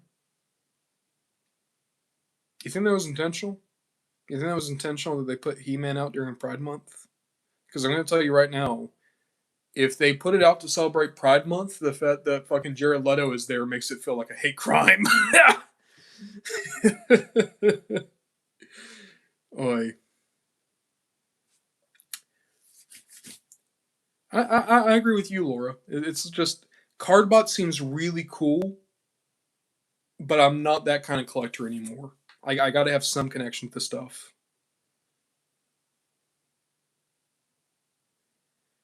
Scott, I don't understand the hatred behind that he him joke. His name's fucking He Man. That was the point of the joke. Like I know you're agreeing with me, but like to me, that's like the another example of like people who are not fans acting like they care so they can make fucking content. Like it's fucking horseshit. I'm not the world's biggest He Man fan, but even I know the joke there is Adam. He, him. He's He Man. That's the fucking joke. He's he, but not him yet. That's the fucking joke. Um, I don't know. Okay, now I gotta fix Ryu. I need him to look up a little bit more like. There we go. Literally, what I'm going to do is I'm going to clear off a shelf behind me and I'm just going to transport this lineup to the shelf. Because I love this. I love how they look. I like their poses. This is right. This is correct. I'm going to have to take a picture of this and put it on my Discord. Fucking Scott, you're totally right. Fucking Ryu would be like, has He-Man found his way in the heart of battle yet? Like, I do. That's Ryu is so simple, but I kind of appreciate how simple he is as a character. Where it legitimately is just he sees fighting as an art form and wants to learn as much of it as he can while knowing that he'll never be a true master. Like that's what makes him cool compared to Sagat and Akuma. Because Sagat has also made that realization. But whereas Ryu seeks out combat, Sagat has decided that he's going to seclude himself to try to unlock the mastery of his own form. Like Sagat wants to be a very deep puddle, whereas Ryu wants to be a very shallow ocean.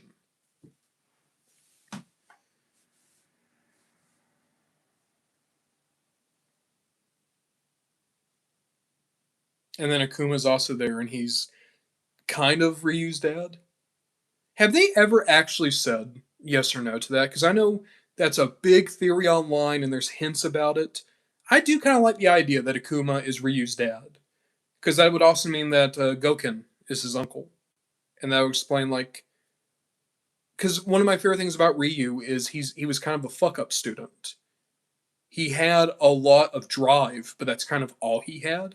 Like he did not have the potential or the natural ability that Ken did. Like when they were first trained together, Ken fucking overshadowed Ryu at every fucking turn. But Ryu kept working until eventually he got to be on Ken's level, and then he surpassed Ken because Ken didn't train. It's actually kind of like Obi-Wan and Anakin now that I think about it. Because Anakin had the infinite potential but never developed. Obi-Wan was comparatively kind of fucking sucky at first. Like Obi-Wan had no natural ability in terms of fighting, in terms of the Force, but he kept fucking training until eventually he was Anakin's equal by Revenge of the Sith. That's why he was the last Padawan picked.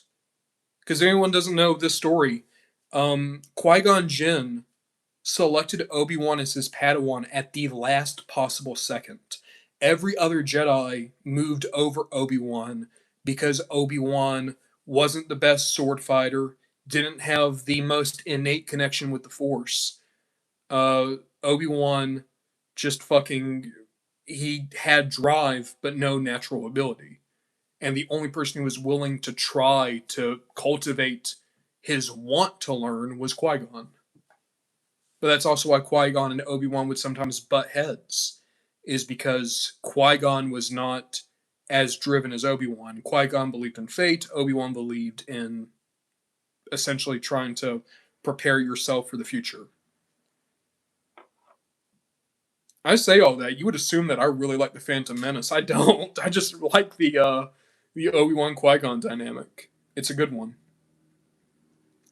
Also, I adore the backstory behind Sagat's scar. I saw Scott mention that.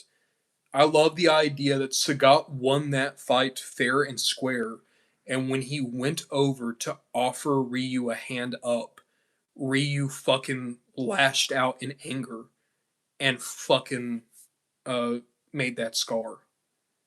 And that's also like, to me, that's amazing because that's a horrible thing that the hero did to who we believe to be the villain.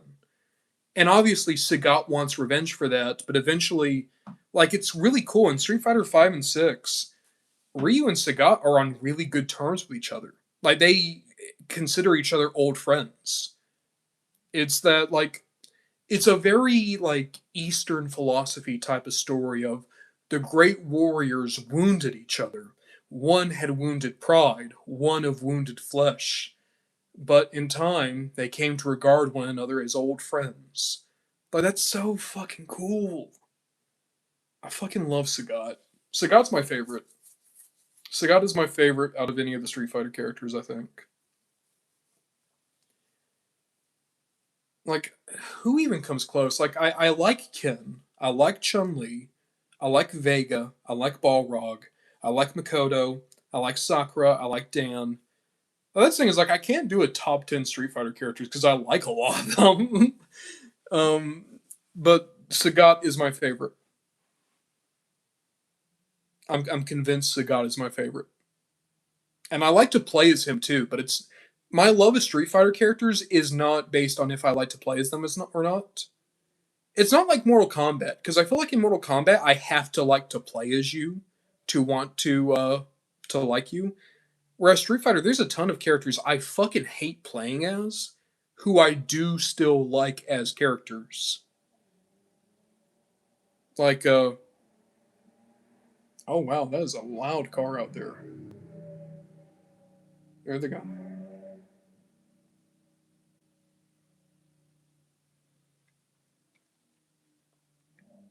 Yeah, someone was like just flooring it out there with their lemon car. There's someone who lives near me who have no fucking muffler on their car. So every time they drive by, it sounds like gunshots going off. And they only drive the goddamn thing like twice a month. So like you'll be like 2 o'clock in the morning out of nowhere, you'll just hear like pop pop pop pop pop pop pop. And it's like, oh, there they go. And they never get in that car until it's like fucking 5 o'clock in the morning. Like it's never like during the afternoon that they drive. It's always early morning on like a Saturday. Sucks.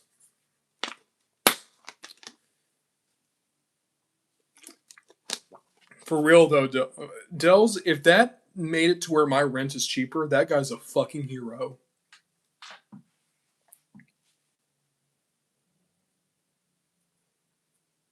Oh no, Christian, you don't have to like thank you for showing up. You don't have to like this isn't appointment viewing, we're just hanging out. Yeah, I'm still alive. We have been fucking hanging out and ranting for like a while.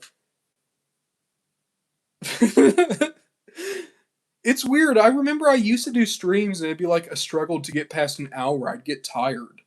But these past couple streams, we've gone for like fucking 4 hours. It's I. It sounds sappy. It sounds like I'm just like doing the fucking YouTuber talk. It really is just I like talking to you guys. Like it's nice to be able to hang out and talk about dumb shit and like have someone respond to you. You know.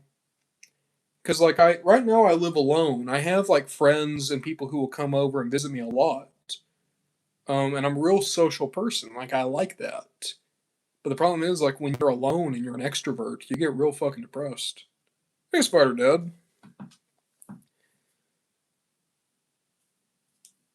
We need a new genre. There you go. I do have my kitties and I love my kitties and I talk to my kitties, but my kitties can't talk back. I love talking. I love conversation. I like how my voice sounds. Kristen, I'm a when I was younger, Mortal Kombat was my favorite. I have more nostalgia for Mortal Kombat. I know more about Mortal Kombat. Um, it's weird. I just feel like Street Fighter, as I've gotten older, I can appreciate it more. But also, I just like their games more at this point. Um, Spire Dad, there are times where I pretend that the cats are answering me. Um, and that's probably not good. That's probably a sign of like some fucking psychosis. um, no, that's the thing, Dells. I fucking loved every Mortal Kombat. I played MK versus DC for like hundreds of hours. I played every PS2 Mortal Kombat. I adored Mortal Kombat X. Mortal Kombat X is the only game I actually like tried to go competitive with, and I sucked ass, but I loved it that much. Mortal Kombat 11 is real fucking boring. Mortal Kombat 11 is beautiful. It's probably the best looking game in Mortal Kombat, but the gameplay is so slow, and the story was dog shit. It's a shame because they got the fucking dude who played Shang Tsung in the movie, and he was so fucking cool. Like I loved that guy coming back.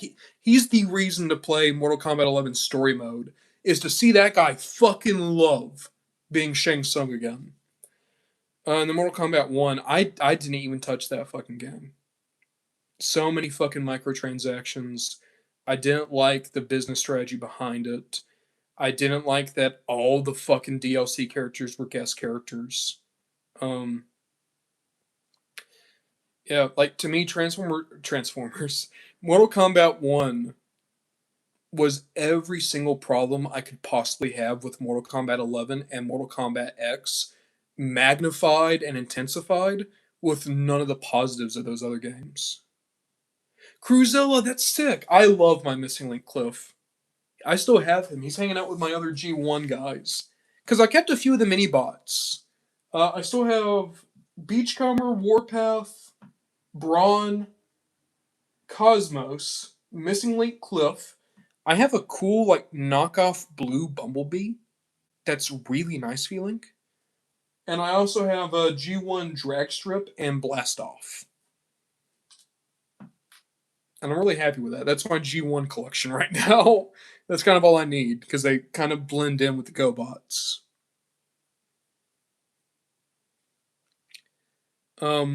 But I say all that. People give Street Fighter a lot of shit because they've never had a cinematic story mode. Oh, Cruzilla, I absolutely still have my 2007 Cliff. But he's not G1. He is one of those Transformers that I will never sell. Regardless of how cynical or negative I might become, I'm never selling that Cliff. Best modern Genrai. So Scott, in my opinion, it was the Make Toys one.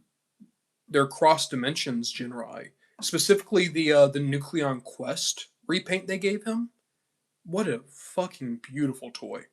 I'm not a big fan of Genrai or Power Master Optimus. I don't like that design, but Make Toys just found a beautiful, beautiful version of it. The MPG is good too, but I think the Make Toys looks a little bit more stylized. I think it looks a little bit more kind of angular and cool, in my opinion.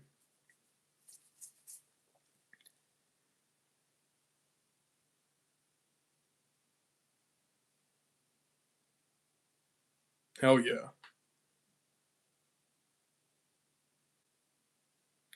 A Transformers Mortal Kombat like game. So, Kristen, it's funny. We talked about this earlier.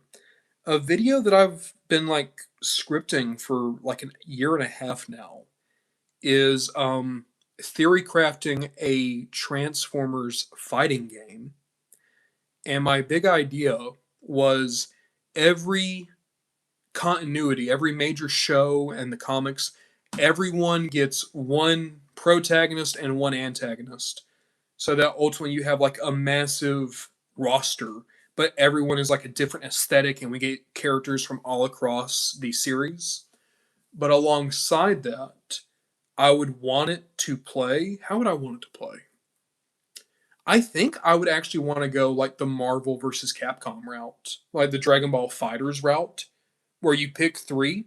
Or even better, maybe you don't pick three, but maybe like everyone is separated into different tiers. So maybe it's like you can get one really strong guy and one weak guy. Or you can get two kind of strong guys. Or you could get three weak guys. And the whole thing is you only have so much energy, but based on that energy, you could either try to put all your eggs in the basket of one of the god tier characters, or you could get a bunch of small guys and just see like could your play style make them blend together so well that they could take on the big characters. That would be my idea, and then I would want Arxis to do it. I'd want the people who did Fighters to do it.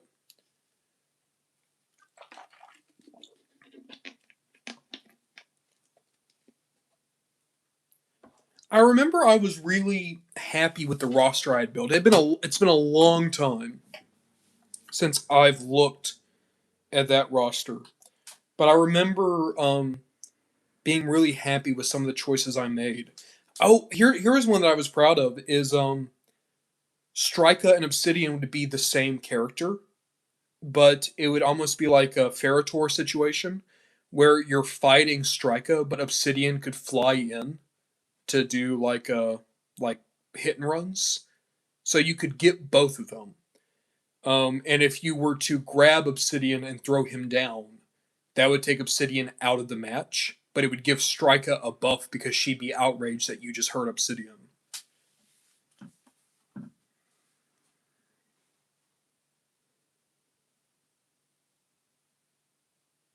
Yeah, Spire Dead, that's the way to do it. And even then, you gotta be careful with licensed breeders. Because, I mean, look at how many puppy mills had a license in some way, shape, or form. I am too. I always thought that Siege Apeface would eventually become a primal. But it just never really came about.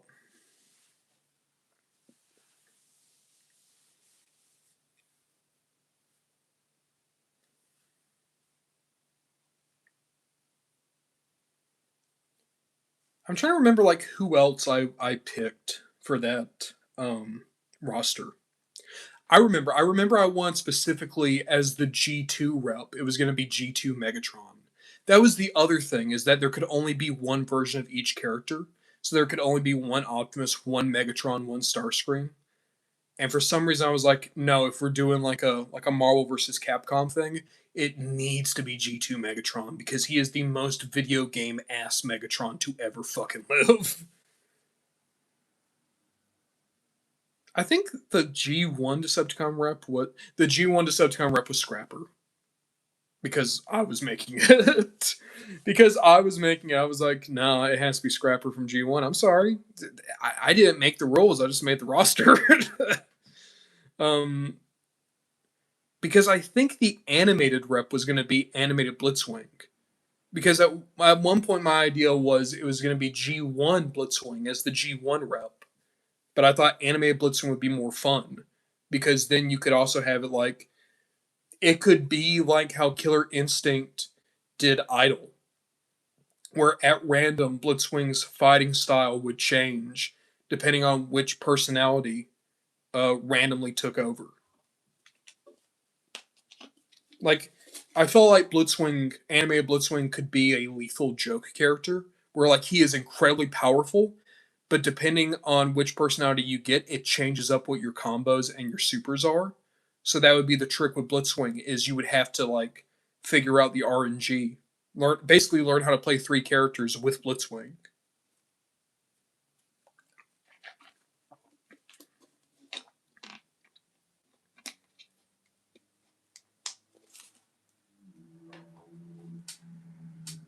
Transformers is fun. When Transformers is good, it's fun.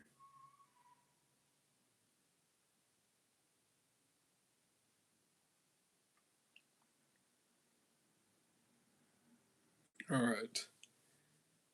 I think we're about at the point where I'm going to call it. We have been going for a very long while, and it is starting to boil in this room I'm in. So I think we're going to call it here. Thank you guys all so much for watching. It is like when I want a Transformers video game based off the DJD or the Wreckers. Uh, I would want a Wreckers game, and I'd want to be like Republic Commando because I think that would be fun. And then I saw someone ask, "How do I think about the Kirkman run?" I tapped out of the Kirkman run. I tapped out. It was the issue where Megatron ate Trailbreaker. That's where I tapped. Just because I realized even if the Transformers comic could be good, I wasn't reading it for Transformers. I was reading it because I loved Spicer's artwork and I loved DWJ's writing. Like, it is not a knock against the Transformers comic. I think as a Transformers comic, it's still pretty solid. But I realized I wasn't reading that because it was a Transformers comic. I was reading it because I enjoyed um, the creative team. I really enjoyed that creative team. And like I think issue 1 to issue 24 of Skybound Transformers, that I think is one of my favorite Transformers stories ever. But also it kind of feels like that could be the end. 24 ends in that perfect kind of way. Optimus looking up at the stars and like the Decepticons are running away. To me that feels like that's almost like the Return of the Jedi ending. It's like that could be the end. There could be stuff still going on, bad guys you have to round up, but that could also just be finito, you know. That those are the endings I like. I like the Return of the Jedi type endings, where not necessarily everything is resolved, but it ends in that perfect way where it's like, if this is where you need to call it, this is absolutely where you can call it. Cruzilla, you asked me 1 to 24 of Skybound versus Beast Wars. Well, I mean, it's a lot easier to read 24 issues of a comic book than 3 seasons of a show. Especially because I think season 3 of Beast Wars is kind of iffy. As much as I'll praise Beast Wars, I think Beast Wars has some legitimate problems.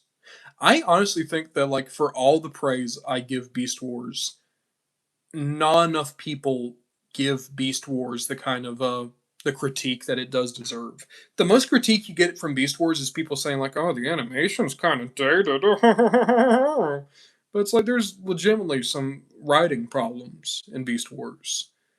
How they resolved Tigatron and Airraiser really fucking sucked. How they dealt with Tigerhawk sucked. I really don't like Death Charge. I think he's a really boring character and felt too much like they want to do Dinobot again. And the creators have said as much as they want to do Dinobot again, so they made Death Charge. Um, Skybound left me wanting more in a good way. There are times where Beast Wars left me wanting more, but because they didn't do the things that they necessarily needed to. Like, they spent so long developing Tigatron and Airraiser just for nothing. So long developing Pterosaur and Scorponok for nothing. Like, it sucks, especially because Tigatron and Airraiser are my favorites.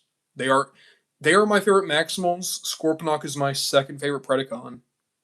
And whenever I talk about them, I always have to end the conversation with, yeah, and then it kind of sucked that they just died early in season 2 and never came back. I mean, Tigatron and Airraiser did come back, technically, as Tigerhawk, just to fucking die again. So, does that even count? I don't think it does. Also, I think the ending of Beast Wars is kind of weak. Like, season 2 ends with the fucking time storm. Season 3 ends. There's good things about season three's finale. It wraps up all the Predacons. Waspinator having like his little throne is really cute. I really enjoy how it does Dinobot 2. I feel like that's the highlight of Dinobot 2 is his heroic sacrifice. But you want to know what Beast Wars really needed is I think it needed that definitive end against Megatron to make Beast Wars feel perfect. And like I know like it's funny that like they literally just strapped Megatron to the top of the ship. And they did that because Beast Wars was supposed to have a season 4, and when that didn't go through, they turned that into the beginning of Beast Machines. Um, but I still don't like how Beast Wars ends necessarily. And also, like, season 3, there's so many great characters that just get pushed to the wayside. Like, Rat Trap has very few episodes. Rhinox is almost like a non character by that point.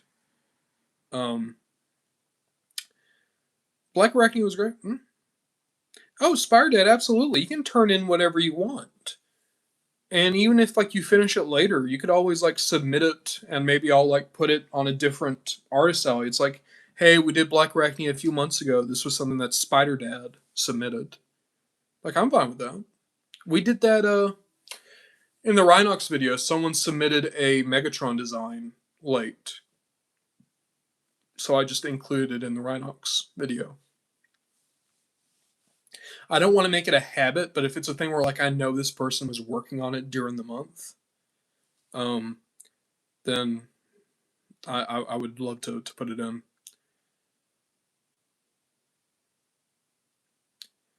No, Scott, I get nostalgic for Beast Machines. I like Beast Machines. I have problems with Beast Machines, but I still like Beast Machines. Um, and I think Beast Machines has the best ending of. I don't think it has the best ending anymore, but it has one of the best endings in any Transformers thing ever. It has a better ending than G1. It has a better ending than animated it. I think Beast Machines, the way it ends, is so definitive and so solid. It feels like it's the perfect goodbye to the Beast era, and it's an even better goodbye to the G1 universe.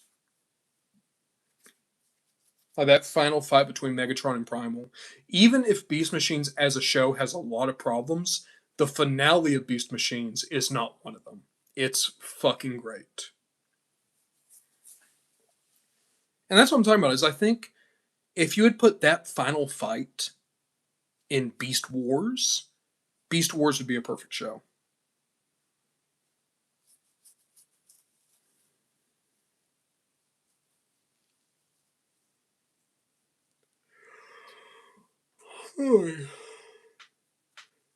Alright. I said earlier that I was going to wrap it up, but we had a couple more questions come in. Now we're going to try to wrap it up. But, like, thank you guys for joining these conversations. Like, this is the reason why I like the streams. I like being able to just talk to you guys. I like being able to hang out. I like just this. This is good. There might be a stream one day where it's really like we're not even unboxing, it's just us talking. That'd be fun. That'd be fun for me. It'd be fun for no one else. Um, but thank you guys all so much for watching. It's been another just fucking amazing stream. Sorry for my rants in the middle. Sorry for the times that are kind of boring. I know there were a few times where like I just zoned out and started playing with these toys. But thank you guys for being patient with me because it means a lot. It means a whole lot. Um, so hopefully we'll have another stream soon. I want to try to make the streams into a more normal occurrence. And like I know a few people said, uh, like video game streams. Maybe we'll do video games sometimes because I can't keep unboxing stuff every single episode. That I literally just don't have enough. Um, but like there might just be streams where we just do this, where like I'll have like some toys here, and we'll just talk. But thank you so much. And I did see someone ask, yes, it's Sienna with an N, not Sierra. So you got it right the first time. Could I do another Pokemon live stream? Maybe. I mean, if I could remember how to how to set up the Switch with my OBS, maybe. Um, Slugonoids. I can't do the whole B movie script off the top of my head. What are you talking about? I only memorized the first 40 pages. And by the time you get to the first 40 pages, we didn't even get to the point where Patrick Warburton gets cucked. What's the point? Rhythm Linsman, no Sonic 4 this time. But Catstream. Maybe Catstream. Maybe sometime. Maybe I'll like set up the camera and I'll just hang out here in the toy room with Sienna and Bo. That'd be kind of fun. But with all that, I'm going to go ahead and close up the stream. Thank you guys for watching. It's been very fun. And we will see what we get to next.